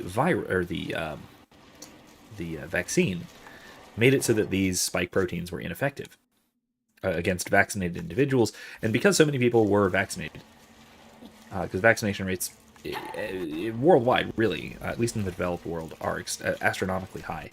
Part of what this means is that the virus had to adapt to the insusceptibility to these spike proteins. And since the majority of the population was not susceptible to these spike proteins due to the either natural immunity and or the vaccine, what this did was it likely enough, at least by my reckoning, and this is following Dr. Robert Malone has put forward similar ideas and concepts here. Not doing this in the dark, but it seems that part of what it did, what the vaccine did, was force the virus to mutate in such a way that the spike proteins, And the torch goes out. that the spike proteins are no longer the primary means of infection and damage. But basically, that the Omicron variant has no spike proteins, and because it has no spike proteins, it is not. That's why it's vaccine resistant. But more importantly, that is also why it would seem, at least, why it's far, far less dangerous even than Alpha through Delta. So it seems like, again, to me at least, it seems like the vaccine did at least something on a population level. It helped to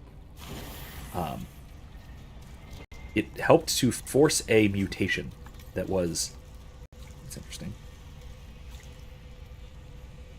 Oh, helpful hazard. Okay, I'll take it. That's interesting. It seems to have, at least to me,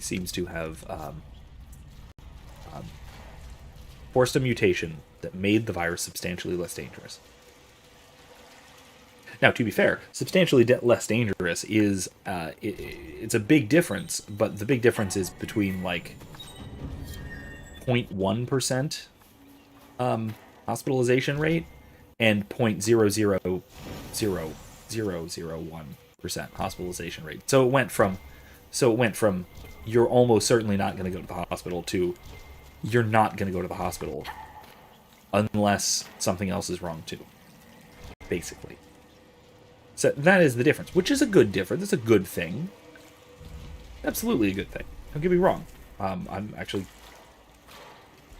barring nefarious side effects, which there are side effects, but I don't know if they're nefarious.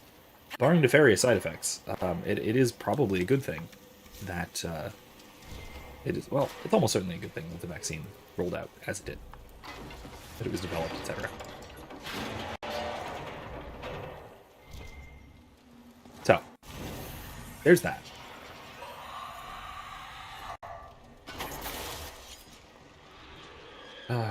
Frick, there's 3 of them.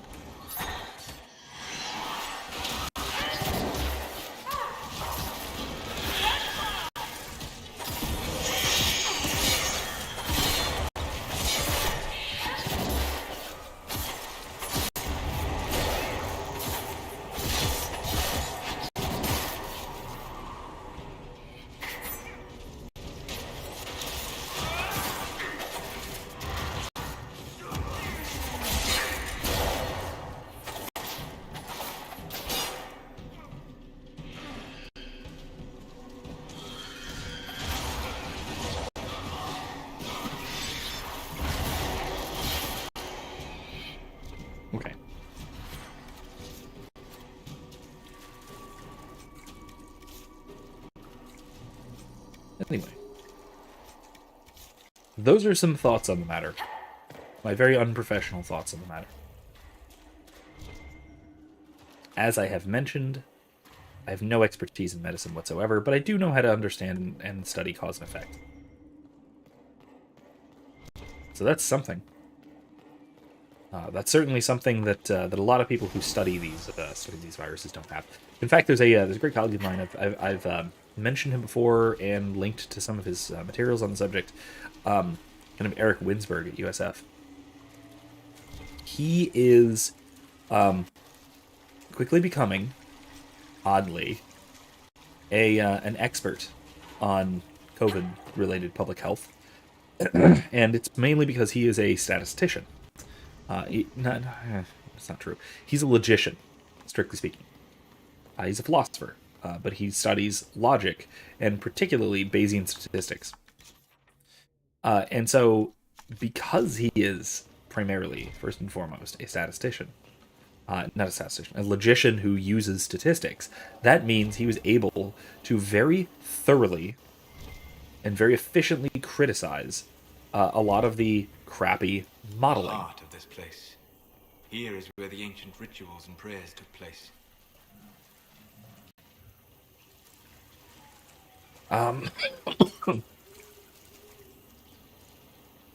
But he's been very, very effective at all of this as well. Because he's very scholarly about it, too. He's very... There is no telling where this ancient ritual will lead us. You're not going to tell us, Solus? I'm sure you'll figure it out, right? Are we ready? But yeah, it is... But he's been very good about this, and he's been very scholarly about it, and he's had the expertise, even if it's not a strictly scientific expertise. And I think he's done a great job of showing that scientific expertise is not the only relevant kind to these sorts of issues.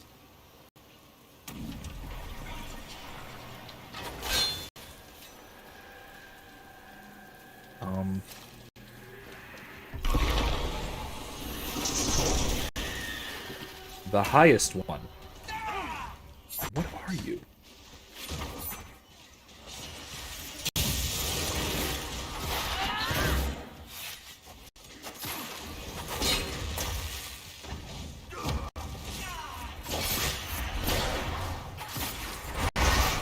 Oh god, I hate this.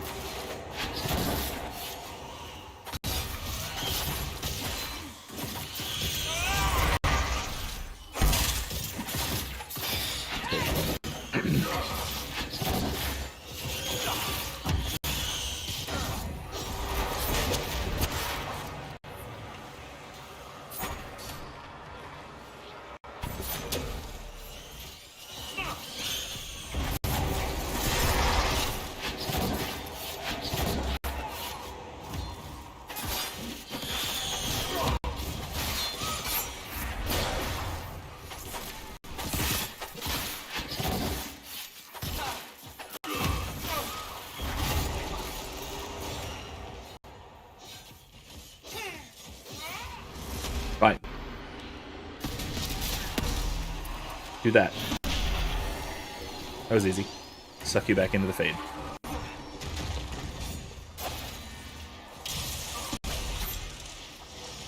So that was the High Priest of the Temple. Imprisoned in silence and despair by his own followers. A sad legacy.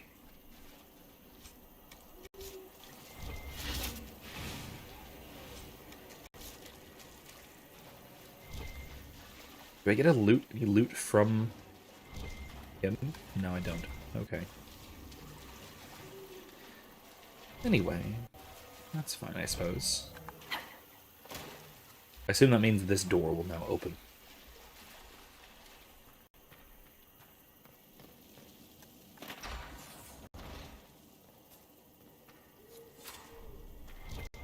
Collectibles.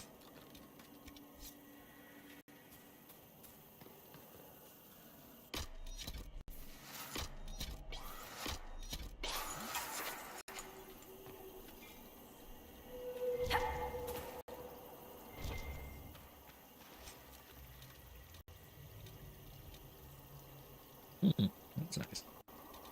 Let's take it. What have we here? Mostly stuff I don't really need, but that's okay.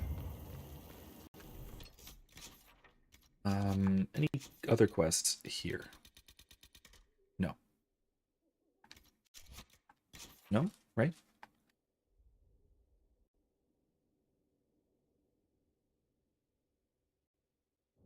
Okay. Let's get out of here. No? Oh. I can't just quick travel out. I have to actually walk out. Okay, fine. Let's go then. Let's walk out the long way. Anyway.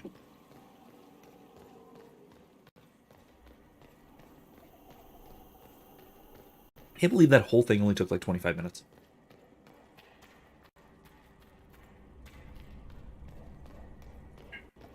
I guess it really helps to have a rogue with deft hands find tools. The thing that upgraded, basically upgraded lockpicking. Oh, wrong way. Wrong way. This way. Get out of here.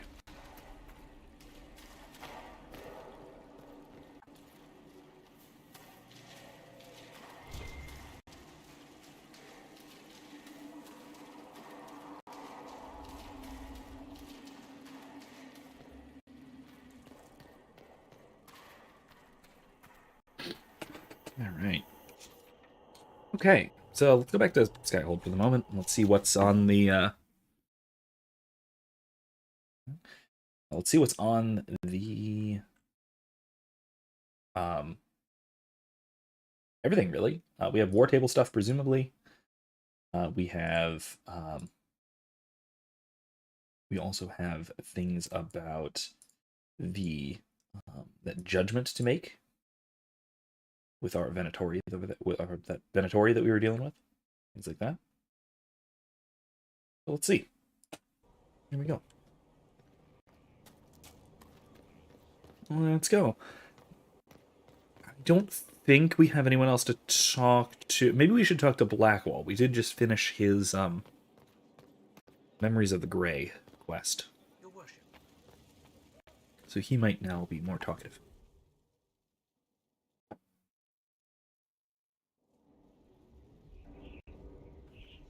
Before you is Service of the Minrathous Circle of Magi.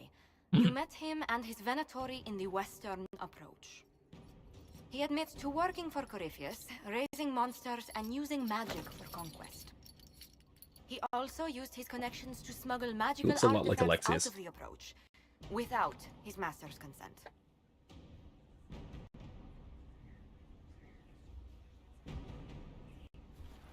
Whether or not he's loyal to Corypheus has no bearing on his crimes.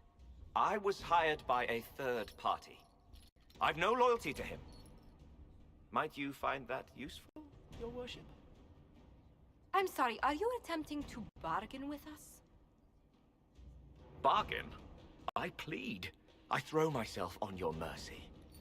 I also have friends in Tevinter who owe me large debts. Leave what happened in the Approach behind us, Inquisitor, and I can put them all at your disposal. Interesting.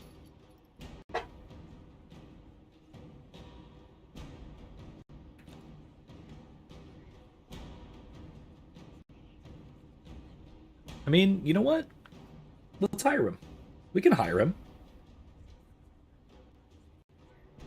I've been talking about the CIA doing horrible things a lot lately, and, you know, let's Operation Paperclip this guy, that's all I'm saying. I think that's a reasonable approach to this sort of thing. Yeah. Someone who can smuggle magical artifacts to Tevinter and back shouldn't be wasted on court diplomacy. Bring those artifacts back to the Inquisition, procure something really useful, and we might loosen the shackles. Your worship knows value when she sees it. Cassandra didn't like that. Sarah didn't like that. Cole didn't like that. Everyone else did, though. Figures Sarah wouldn't like it. You snobby rich guy, you should have pulled his underwear down and laughed at his pee-pee. I don't know. I should have done the accent. Whatever. Alright, let's see.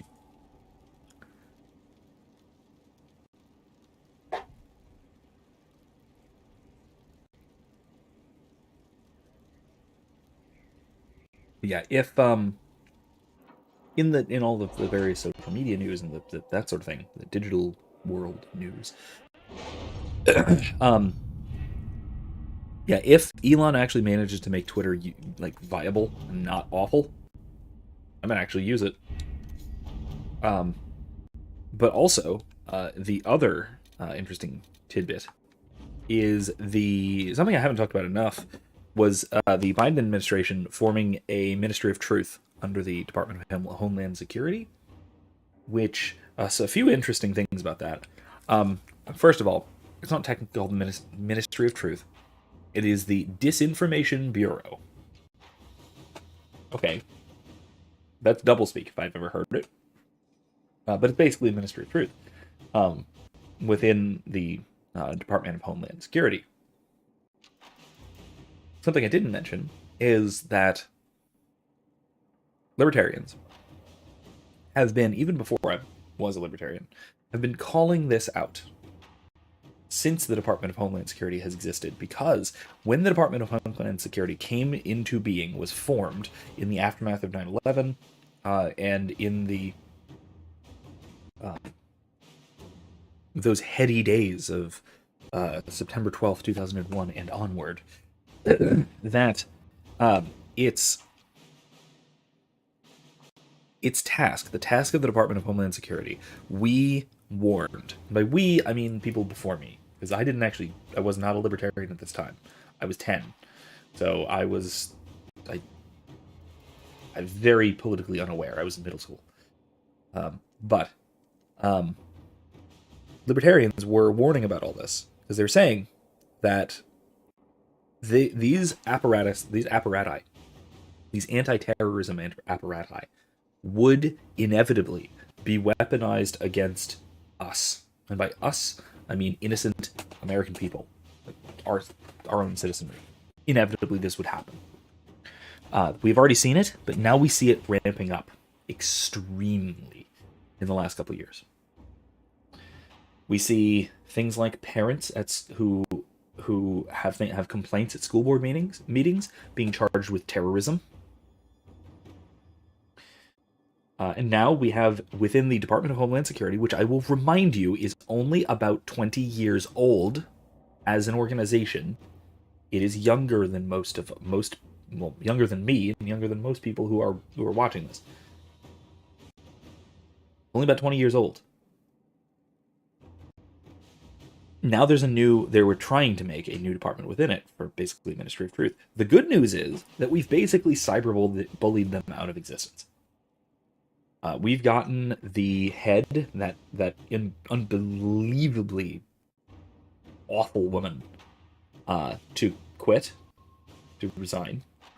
And ironically, the major article that I was seeing about this is from Taylor Lorenz, who is the woman who doxed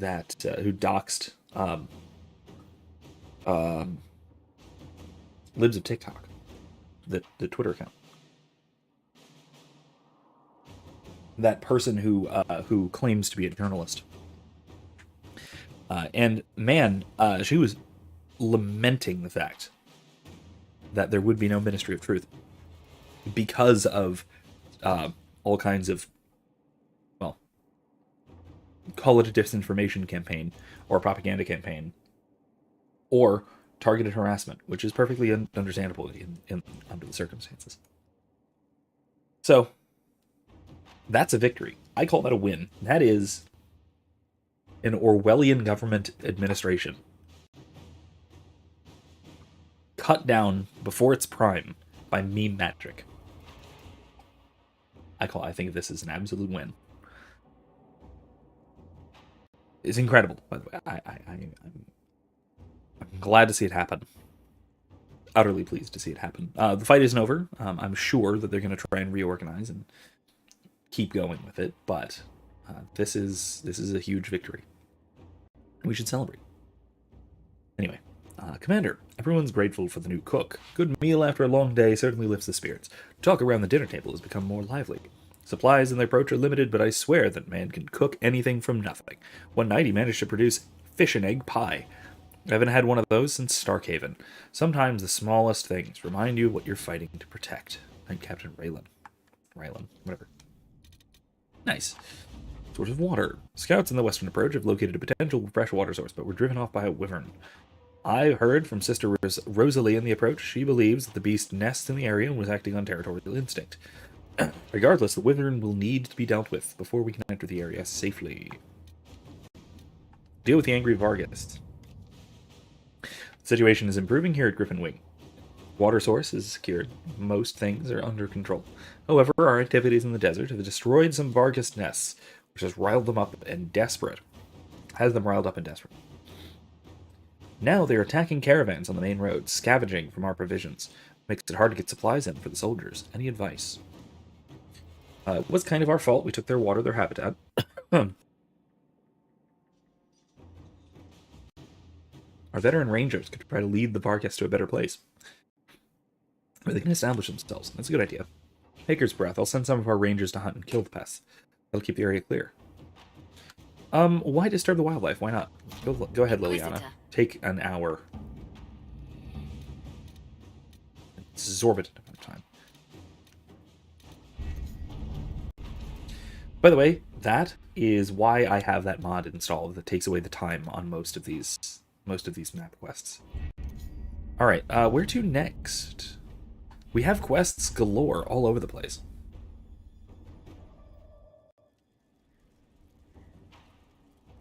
Side quests abound. No. Oh, we need to return to Vivienne. Let's do that. Let's talk to Vivienne. Let's talk to Blackwall. Then move on from there. Let's see if Josephine has anything new. It's good to see you. Anything to report? What do the people make of us? There's scarcely a noble house that hasn't openly pledged its support to us. Oops. Any thoughts on the people here? Who did you mean? Oh, that means... Never mind. Goodbye. We'll speak later. That was really rude. I'm really sorry, but... Yeah, let's go upstairs.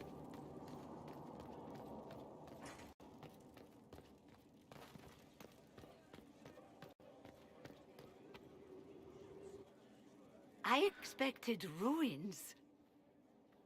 They were. As you see, the Inquisition has not been idle. Would it be possible to meet the Herald before we return to Ghislaine? My dear Laurent, for you, anything.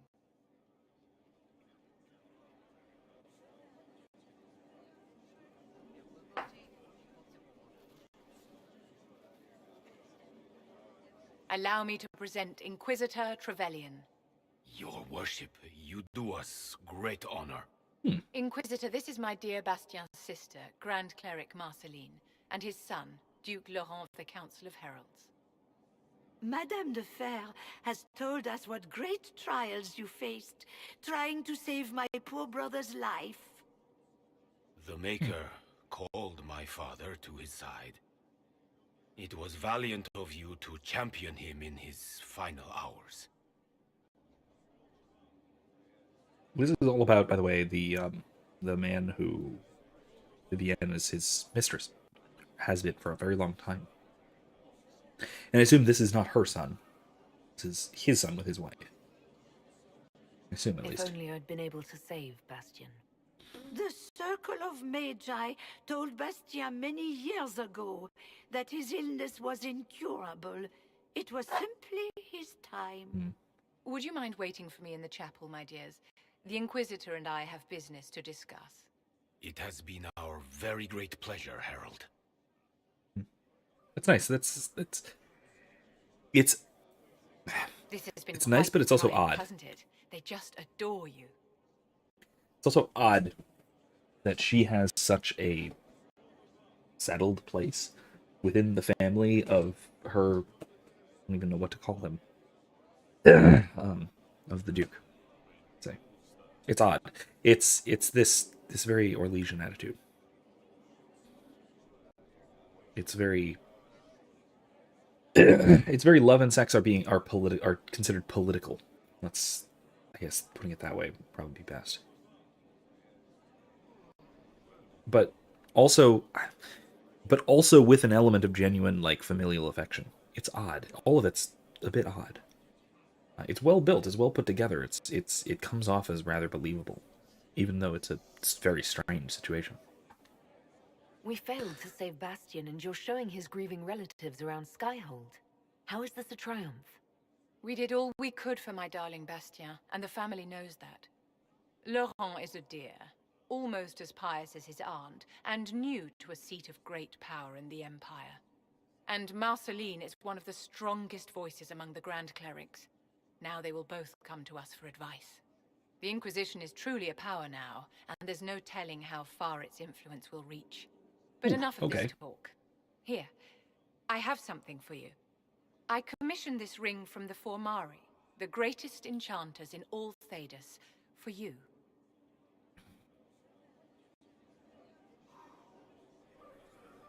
This is a generous gift. Thank you, Vivian. Once it was customary for the circles to craft enchantments for their staunchest friends and allies. And you have been both. I must go to see my guests now. Another time, darling. Nice.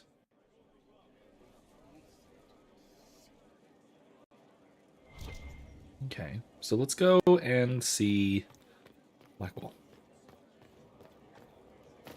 Whee! And then we'll figure out which quests or quest line or place to go to next. Inquisitor. Like I've said before, one of these days, I don't know if maybe next week, maybe the week after, we'll do a full stream of just hunting dragons. Something on your mind? Nope. Okay, nothing new. Nothing right now. Perhaps in a bit. Okay, thanks. That's all. Alright. That's it, I think. So let's see. Journal. What do we have? Oh, Return to Vivienne. Again? Oh, we just did this. Right, let's go back to Vivienne once more. Once she's done with her guests. And once again, she's upstairs, so fine. Huh. Alright, alright, alright. Inquisitor.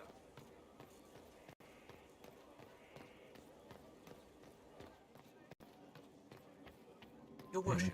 I'll go back a bit to discussing a difference, that ethical distinction I was making earlier between excuses and justifications, because I think it is an utterly fascinating pair of concepts that I'll get into after the conversation, after we're done here. Inquisitor, what can I do for you, darling? What's done? Your lost books have been found. Oh, there we go. My dear, you are a treasure. Oh, that was all? Okay, cool. That'll do. Alright, anyway, so, what I was saying.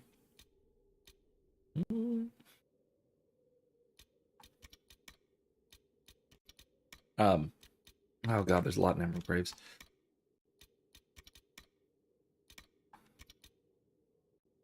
But what I was saying, there's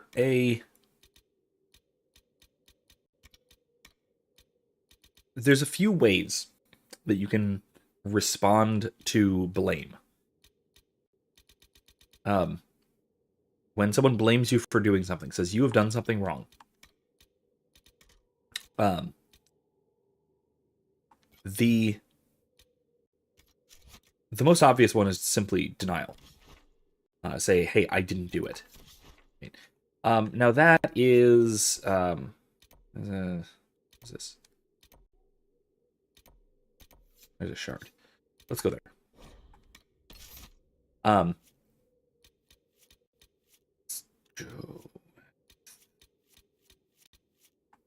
Dorian, Blackwall, Iron Bull. Sure. Let's see if Iron Bull can stay alive. But anyway, yeah, the denial, right? You can say, I didn't do it, right? Okay, fine. You're just at that point disagreeing about the facts of the matter. Not recharacterizing the situation, you're denying the situation happened at all. You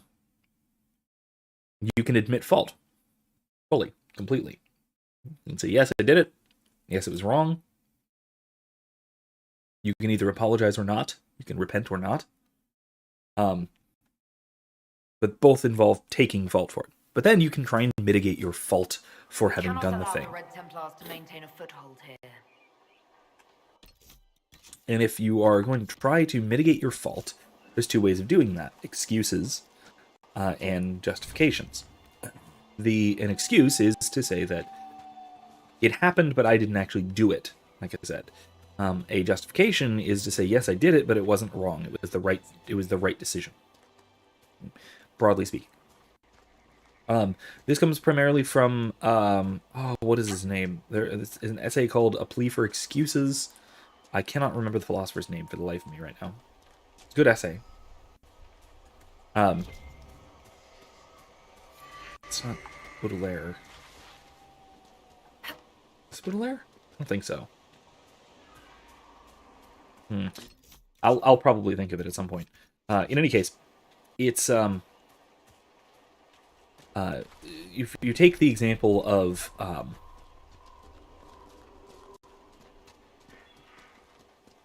say someone I think they use the example of someone who shoots their neighbor's donkey.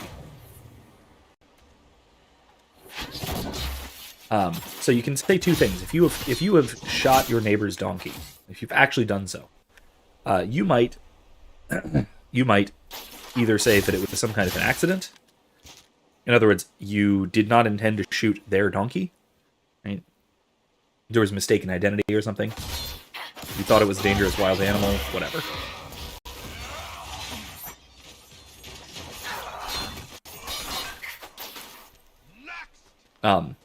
You mistook their donkey for something else.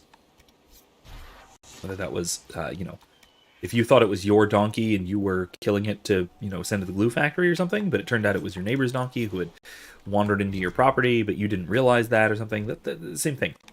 Right? What you're effectively doing is you're saying that I didn't do the thing wrong. It was wrong to kill your donkey, but that wasn't what I was intending to do. Or if given the option, I would not have done so, or something like that.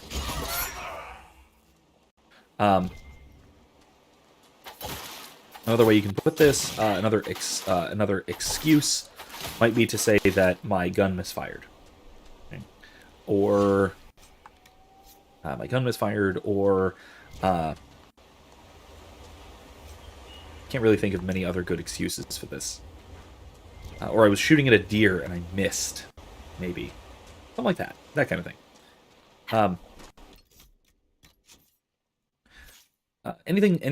Any of those sorts of things would be excuses. They would seek to excuse the wrongdoing. By saying, hey, I didn't actually do the thing you're accusing me of doing in the full sense.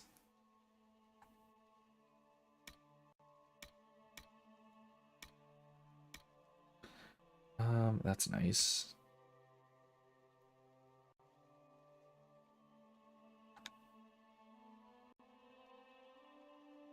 That's better.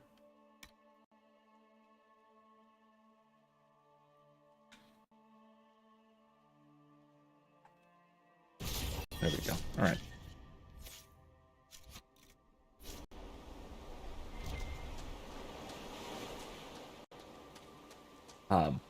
But yeah, that is those are all excuses. They try and excuse what has happened by saying this is not actually what I didn't actually do the thing. It's just a thing that happened. I wasn't responsible for it happening. The alternative is a justification, to say that yeah, I did the thing, but it was the right thing to do. So if you shoot your neighbor's donkey, a justification might be I had no choice. It was attacking me. Right? It was charging. Or a justification might be that it was out of revenge, right? Yeah, I killed your donkey, but it's only because you killed mine last week. Which seems, I mean, utterly ridiculous when you really think about it, but who cares? I'm not saying these are adequate justifications, just that they are attempts at justification.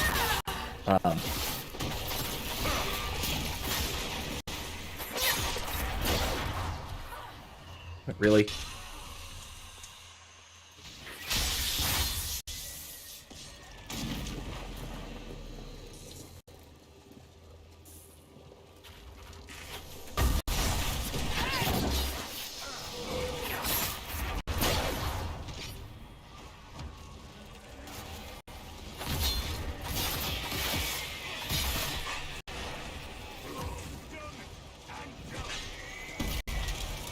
There we go. So, and like I also said, I think I said this before, either of these, justifications or excuses, can either be full or partial. You can have a justification that says that it doesn't say that it was the right thing to do, but to say that it wasn't as bad as you're making it out to be. That still qualifies as a justification. You're still saying that this wasn't so bad, right? I shouldn't be blamed as fully as you're trying to blame me for this. It's still a kind of justification, even if it's a partial one. Right? Yeah, maybe I shouldn't have shot your donkey, but it was charging me and I panicked. Still a justification. Right? You're saying that what I did wasn't as wrong as you're making it out to be. It's not like I just shot your donkey maliciously. I panicked because it was charging me and it looked rabid or something like that. Even if it wasn't, right? Even if you were not justified, you can still try and provide a partial justification like this. This is a weird place for a picnic. That's really cool. But in terms of an excuse, likewise, you can say that something was, maybe it wasn't completely accidental, but it wasn't what you were trying to do. It wasn't intentional, let's say. Acquisition officer again. Let's deal with that.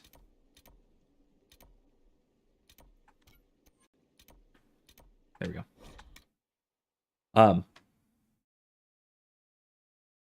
So, and for this one, we can look to different degrees of responsibility for something. So the least degree of responsibility is the accidental. That which is not your intention at all. There's no way you could have reasonably prevented it. And by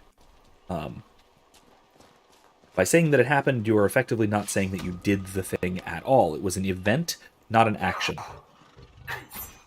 It was not at all something that you, in fact, did. It was merely something that occurred, and in most accidental cases, you would be, at least in some sense, as much the victim as the whatever it is that you harmed accidentally.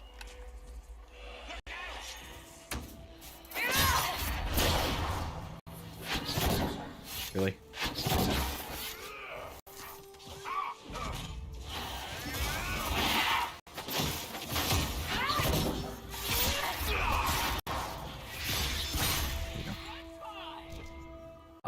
Next up, so a little bit more responsible than being purely accidental, is if you did something negligently.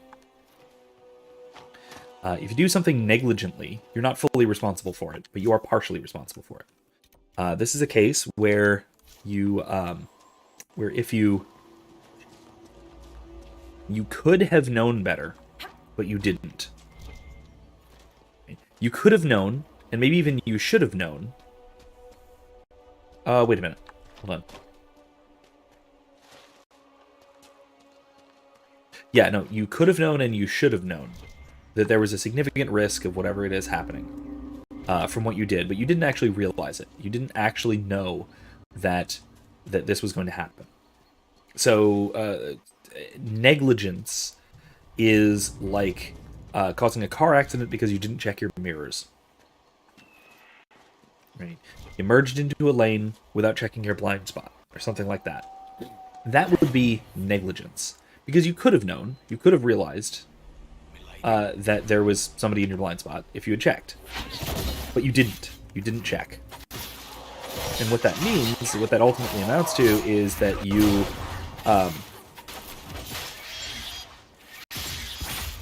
did something. You hurt somebody. But you did so negligently. You didn't exactly know what you were doing. You could have prevented it had you taken extra precautions, but you didn't. And so you are, to some degree, of blame, but not fully, and not mostly. It's not mostly your fault in this case. Most of these are like what we usually would call accidents, but when we say it was an accident, but you should have known better, that sort of thing. That's what we're talking about when we say that something is negligent. This parallels the legal definition as well. The legal definition is drawn from the ethical literature on the subject, which is rare. Most of the time, legal definitions are ad hoc. This one is actually drawn from the ethical literature. The names are legal names, but this is drawn largely from the study of ethics on the matter. A bit more responsible than negligent is reckless. So you're doing something, you cause some kind of harm recklessly if you knew there was a risk, a substantial risk of the thing happening, and you did it in spite of the substantial risk. And by substantial here, to determine whether this is ethical or not, if you are still blameworthy to any degree, it would be because the risk was undue. It was an undue risk. Now, a more classical philosopher would parse this out in terms of things like the principle of double effect. What is a due versus an undue risk? All of that is largely determined by the principle of double effect. This is very different from the sort of legal standard, which is just sort of a reasonable person standard, which is meaningless, really. The Red Templars have dug in here. All right, let's do it. Didn't do anything. That didn't do anything either. Fine. That's kind of cool.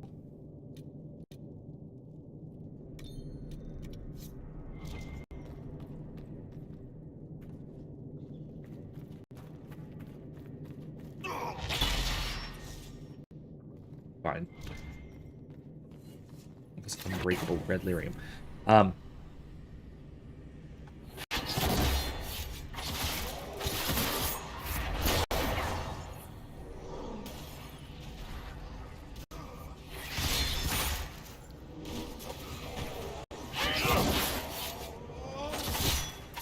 So up from reckless, where you knew better, right? You knew that there was a danger, right? There was a risk, but you didn't know that it was going to happen. You just knew that there was a substantial risk, an undue substantial risk. Up beyond that is knowing. Now, doing something knowingly. Travel alongside a Vint, Iron Bull. That what you are. You people all kind of look the same to me. I'm also a mage. Would you prefer me bound and leashed? I'd buy you dinner first. Hopefully before you sewed my mouth shut. Depends how much you keep yapping. Stop flirting, you two. Please. I don't approve of such things. In any case, I was saying that you can do something harmful, dangerous, difficult, whatever, knowingly, and it can still be justified by something like principle of double effect. But this is the limit case for that sort of thing. This is the limit case for things like principle of double effect, because what you're doing here is you know that what you're doing is going to have a certain result, but you do it anyway for a different purpose. A good example of this might be if you, if in order to avoid a pedestrian, if you're driving, like vehicular examples of these are the clearest, I think. In order to avoid a pedestrian while driving, you swerve and sideswipe another car. Right? You know the other car is there. You have knowingly impacted the other car. Right? So you are blameworthy to a degree for doing so. Who served the Inquisition. Must be difficult to see their fellows turned. But not fully, because it wasn't like you intentionally set out to sideswipe a car next to you to run into somebody. That's not what you were doing. Right? Intentionally, by the way, is the highest level of responsibility, where the thing that you wind up doing was the sole intention of your action. That was what you were trying to do, and you weren't really trying to do anything else in particular. That was your goal. But yeah, the example like this is if you knowingly sideswipe another car in traffic because you were trying to avoid a pedestrian, this can be perfectly permissible per the principle of double effect, because what you're effectively doing is you're combining a partial excuse with a partial justification. You're saying that I was not intending to do this, and so an excuse, with the justification of I needed to do the thing that I was in fact trying to do, which was avoid the pedestrian, and that running into another car was the only way to accomplish that end, accomplish that laudable, necessary end.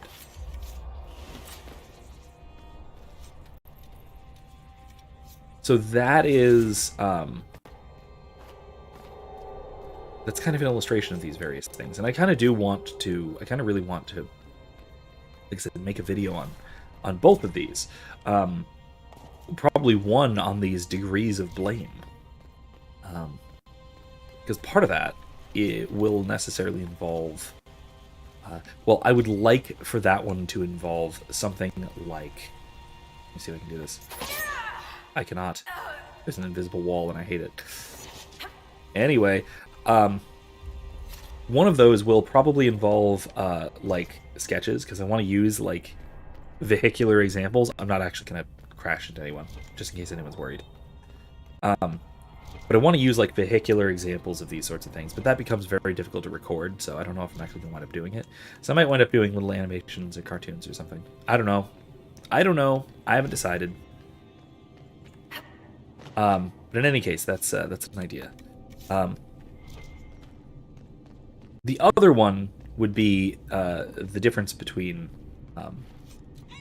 a justification and an excuse. Like, what is your degree of responsibility here?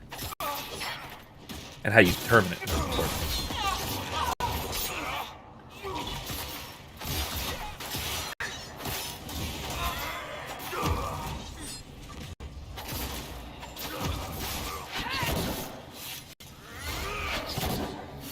I believe we've broken the Templar's hold here.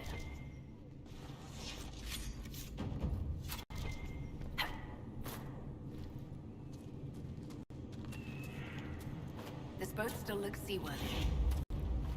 I will come back to the boat, because there's much more to explore in this area. I think I can quick travel back here. because that actually takes me to an island off the coast a bit where there is a high dragon. And I'm not actually looking to fight a high dragon tonight. Especially because I only have a half an hour left, and high dragons actually tend to take some time. They're really tough, as one might expect. Who would have thought, right? There's no internal map here. I don't like that. Not even technically a dungeon. Alright, let's see. Anyway, though, yeah, it's a series of interesting topics in ethics. I really love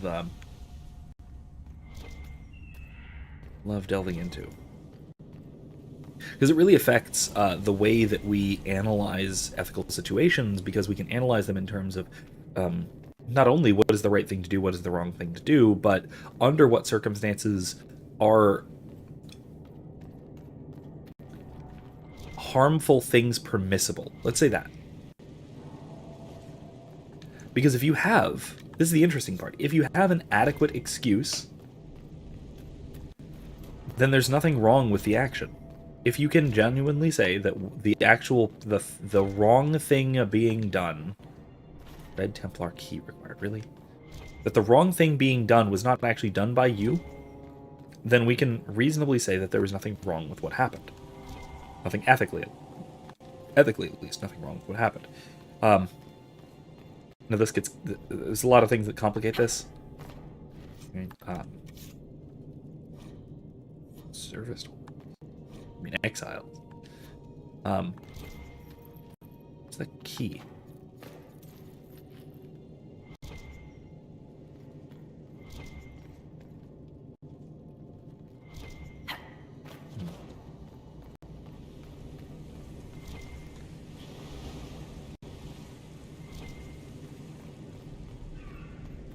Is it in here?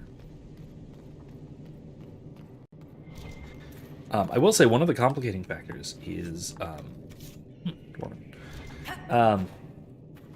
of the complicating factors can be that even if something is done accidentally, let's say, but it still involved harm being done to someone in a way that aggressed, in a way that constitutes or could constitute aggression. Then if you are in any way responsible for that action, in other words, if you were even causally responsible, even if you were not morally responsible, then you are under at least most legal theories, and I think correctly, you are responsible for that harm done and responsible for correcting it. And this is why things like vehicular manslaughter are still charged, even by tort. There's charged even if it's a tort. This is why tort law doesn't make these same kinds of causal moral distinctions, let's say.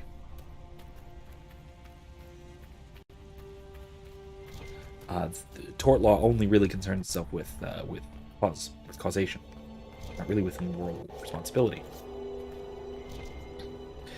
And so what we wind up with is a case where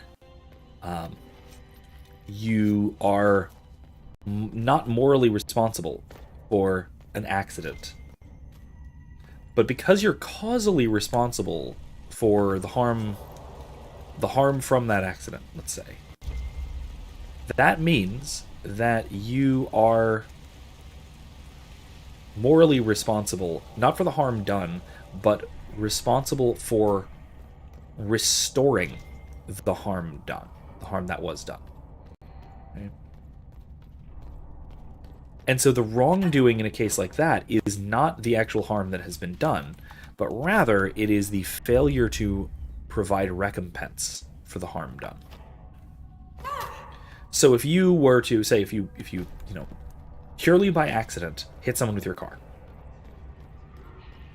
assuming it was not their fault either, and this was just a confluence of factors, this was just an incident that occurred through no person's particular fault, if that is the case, since you are still causally responsible for their injuries, you owe them recompense. You owe them to make them whole as best you possibly can, as best can be had. This can be monetary, as is typically the case in tort law, or this can be properly restorative. You can do something to make them whole, literally. If you are a doctor, you can, I think it would be reasonable, and this might depend on, be up to the victim, legally and ethically, but it would be, I think, reasonable to offer medical services in recompense, in compensation for harm done. Something like that.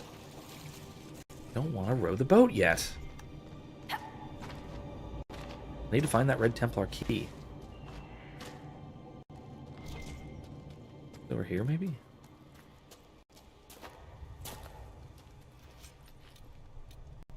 Ugh.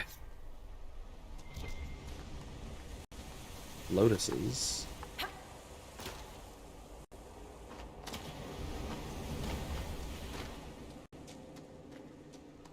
Anyway, this can be the case where if you injure somebody, you now have incurred a debt to them, even if you've incurred it accidentally, through no moral fault of your own. Even if you are causally responsible for it, that means you can incur a debt to them. And what this will ultimately mean is that if you do not repay that debt, then you are morally responsible for not having done so. And so what we have is effectively a new moral fault, a different moral fault. It is not the fault of the initial wrongdoing, because there was no wrongdoing. It is the failure to compensate. The failure to compensate someone for harm you've done to them or something you've taken away from them, etc. And this is also, incidentally, why manslaughter, accidental homicide, why it's treated so seriously. Because somebody has in fact been killed, somebody is dead, that means that they cannot by any means be restored. And so you have necessarily an outstanding debt. And so you necessarily have some new moral responsibility. In other words, some wrongdoing, some sin, if you will. This is the way of the dragon. I don't want to go to the dragon. This is the way to the dragon. I don't want to go to the dragon. There's a landmark right there that I missed. I'm going to go back in from the entrance and see what I can find. I'm going to run out of time before I manage to fully explore this place, but that's fine. Nothing to report, sir. Anyway... But yeah, it's, here's that dragon. Yeah, like I said, it is a case where you can be causally responsible for something, and that can cause you to be morally responsible for something else, so to speak. Even if the initial thing was not your fault.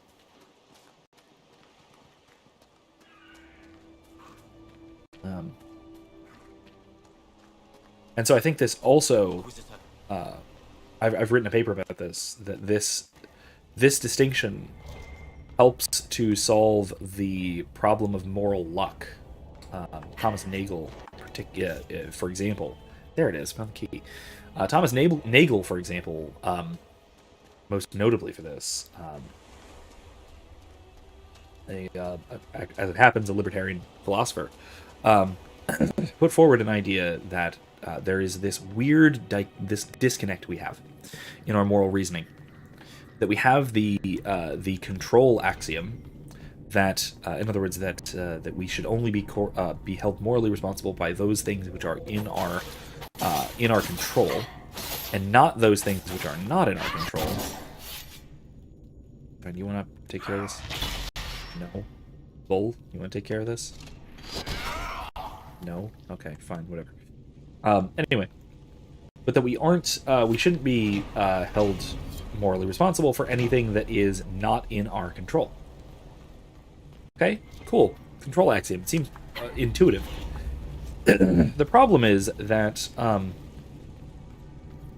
We also have a parallel moral intuition. We have a parallel moral intuition that you can be more or less responsible for something, depending on the outcome of the action, not merely what you have in fact done.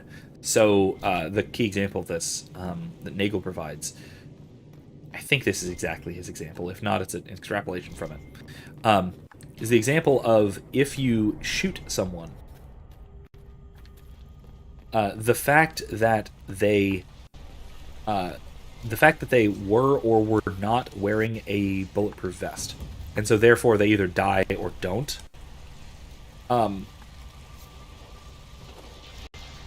That, in theory, should not have any bearing on how morally responsible you are, or what you're morally responsible for. Right? You shouldn't be any more or less morally responsible for something just because you happen to be bad at it. You're less blameworthy because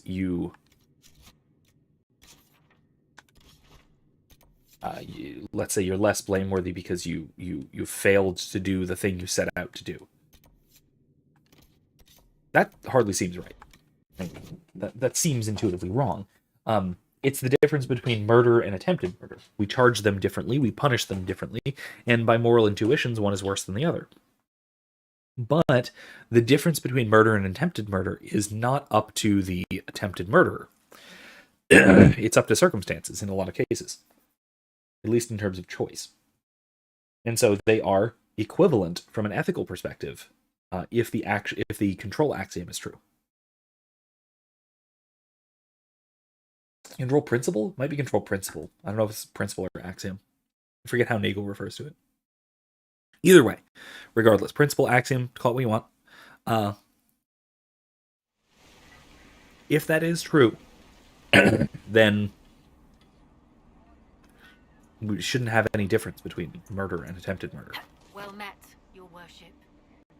I found Butcher's corpse by the South Road. Red Templars ambushed me afterward. Only our highest operatives knew he was coming tonight. I must inform Sister Nightingale we have a traitor. What's happening in Crestwood? The dragon circling the lake looks hungrier than usual. Another dragon. Travelers on the road will be scarce until it's gone. Alright, another dragon we'll take care of maybe next week. Going. Another time.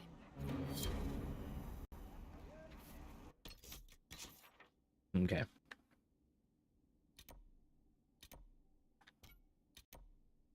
Now there is a rift down here, but that is, I'm not going to do that because that's right next to the dragon.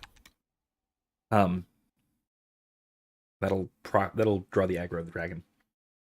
I don't want to do that tonight. In any case, though, as I was saying, that the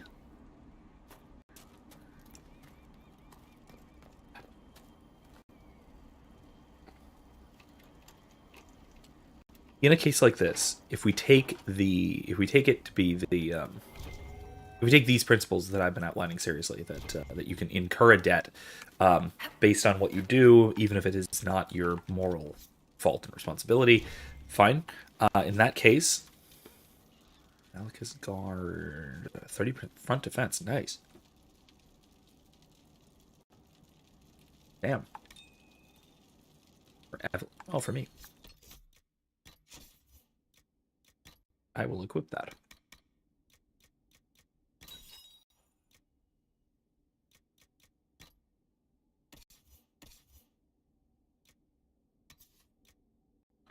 Oh, it's only rogue?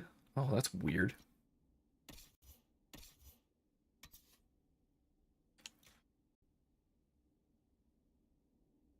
No, I hate that. It's awful. Plus 10 dexterity is insane, though. I don't know.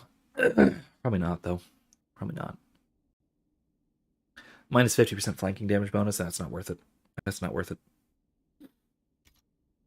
I don't know what kind of rogue would use that. Maybe Varric. I don't know.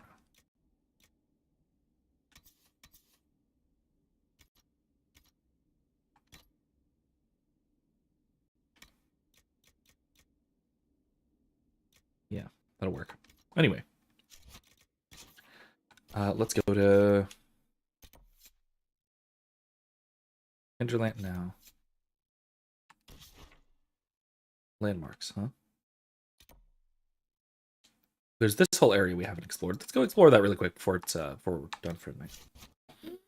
Anyway, so like I was saying, that if you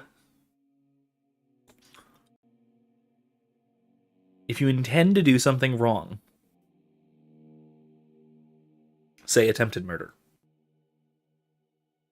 then you are causally and morally responsible for it. It's imputed to you. It is wrong. You've done something wrong. You have sinned.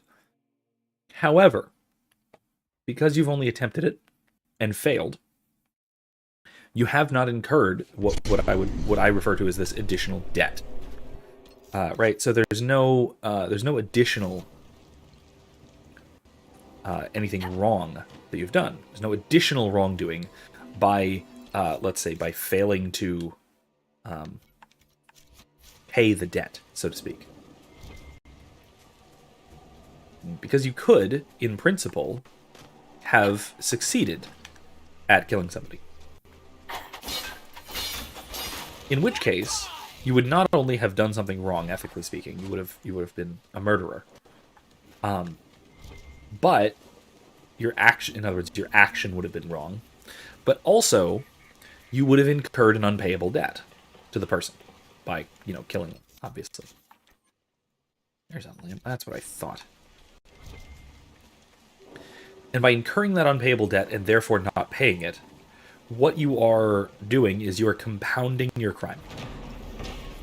The same goes for, robbery versus attempted robbery. Attempted robbery is basically the equivalent, ethically speaking, of robbing someone and then repaying them. That's basically what we're talking about here. That's roughly the moral equivalent. It's over there, isn't it? I see. Let's see.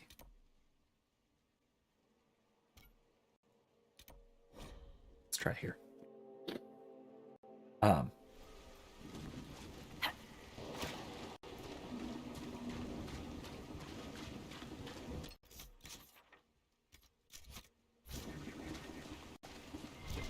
But in any case, right, the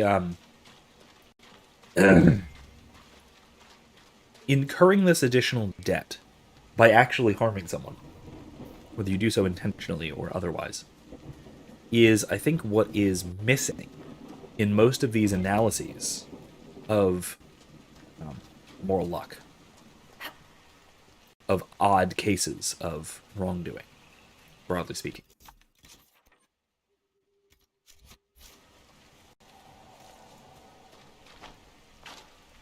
This will probably wind up being its own other video, I would think. I should hope. Again, this one is probably one that I don't really need to do much in terms of, like...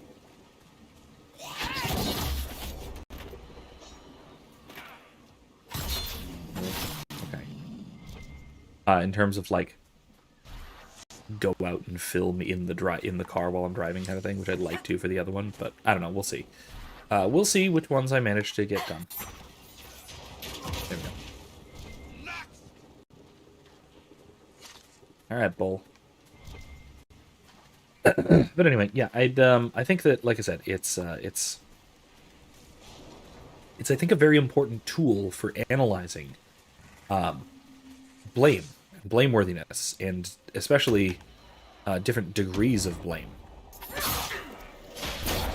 How blameworthy one is for any kind of wrongdoing can, I think, largely depend on whether one is successful or not in doing it. And the reason for that is not because it's a different kind of action, it's because there is an additional debt being accrued, and therefore not paid. There's an additional debt that has no recompense. In some cases, by necessity, no recompense. In cases of, manslaughter, homicide. Because if someone is killed, you cannot repay them. Even if you can partially repay their next of kin, let's say, which is how debts work, so that's fair, you cannot fully repay the debt because the value of a human life is infinite. So by nature, you cannot fully repay a debt like that.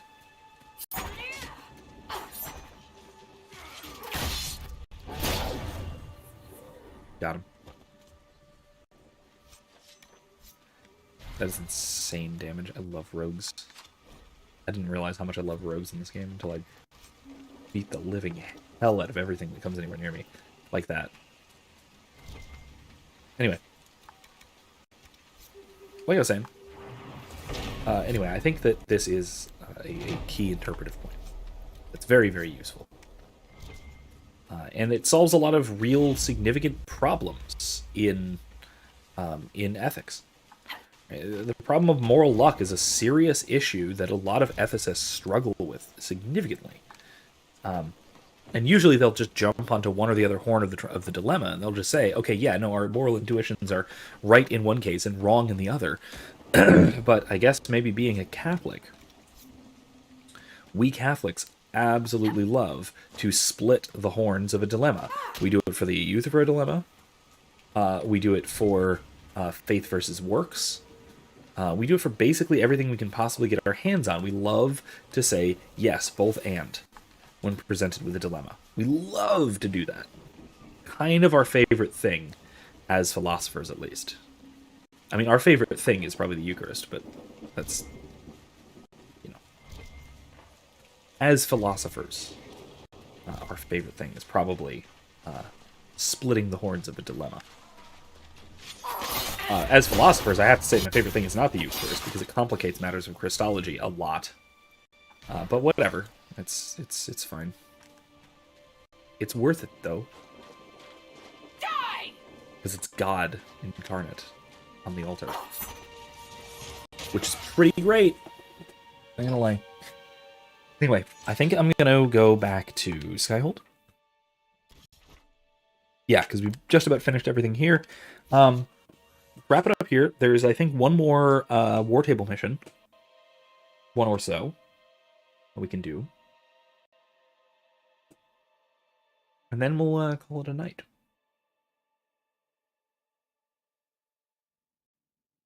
Now, next week, what I might do next week is a few side quests. And I might, depending on what you guys want me to do, and I'm open to suggestions on this, but I am considering, in addition to doing some side quests, I might also do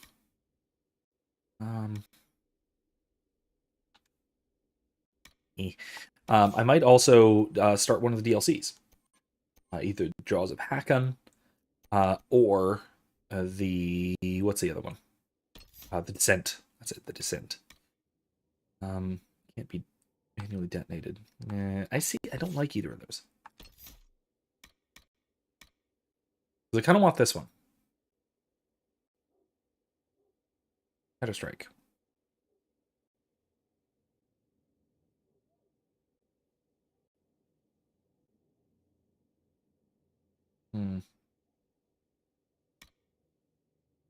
I need this one. So, that'll be fine. Alright. Go to the war table. Anyway, like I was saying, we have the two DLC quest lines we can do. Each one is fairly long. Inquisitor. The Jaws of Hakan one is significantly longer. There's a whole area to explore. It's quite large. Whereas the Descent, the one that goes down to the deep roads, is shorter, but it is a very difficult, combat-heavy dungeon crawl with a lot of lore stuff. A lot of interesting lore stuff, don't get me wrong, but it is dungeon crawly and it's very combat-y. So, if anyone in particular would like me to do one or the other of those next, do let me know. And I will very seriously consider it. Again, after probably some other, few other minor side quests here and there. Oh, Liliana's busy. I'll do it off stream. And actually, you know what? No, we'll start with this next time. An unknown traitor is lurking in Liliana's closest circle of spies, and she must set a subtle trap to catch the double agent. The planning will take considerable patience, but the Inquisition must purge this enemy spy from its ranks. We'll do that next time. How about that? Darn. But yeah, we have Disaster in the Deep Roads, which is the Descent. One heck of a, like I said, one heck of a dungeon brawl. The other one is down here, Frostback Basin. This is Jaws of Hacken. Both of these are great DLCs. Minimum level 20 suggested. I'm not level 20 yet. I'm level 19. What's the level suggestion for this one? Doesn't say. It does not say the level suggestion for this one. Alright, in that case, let's not do Frostback Basin yet, because we're not quite to level 20. We're getting close, but we're not there yet. We might want to do Deep Roads first. I don't know. You guys let me know. There's also the option of just doing a dragon slaying stream. There's one night, we just go after as many dragons as we can possibly find. Anyway, it's about all the time we have tonight. So, with that, I'm going to have to say goodnight. I'm going to have to thank you once again for joining me. And I hope to certainly see you all next time. We're going to be continuing on Monday with Knights of the Old Republic, picking up where we left off, wrapping up a couple of things on Tatooine, and then moving right on to Kashyyyk. Next Thursday, like I said, we're going to be picking up right here. Finishing up those last couple of war table missions, doing some maybe some more side quests, maybe some dragon slaying, maybe to one of the DLCs. I don't know yet. I'll work on that decision as the week progresses. And as I said, I have a lot of things on the docket for new videos that I would like to do. So if there are any of the ones that we've been discussing, or anything else that you find particularly interesting that you'd like to hear me talk about, please do let me know. I'll be happy to take that into consideration. I'm done with the semester, so I have over the summer to put out some interesting content, some good discussions, and that sort of thing. I do have another project vaguely cooking about the whole reading group thing that I've considered doing for some time. So keep in tune for that sort of thing. Anyway, thank you once again for listening, for tuning in, for watching, for participating, for talking and chatting. All that you do. And once again, if you have gotten something from this and you'd like to share some of that value back to me, I would welcome it very, very much. Anyway, thank you all once again. I hope you all have a wonderful night, and I will see you all next time. Bye.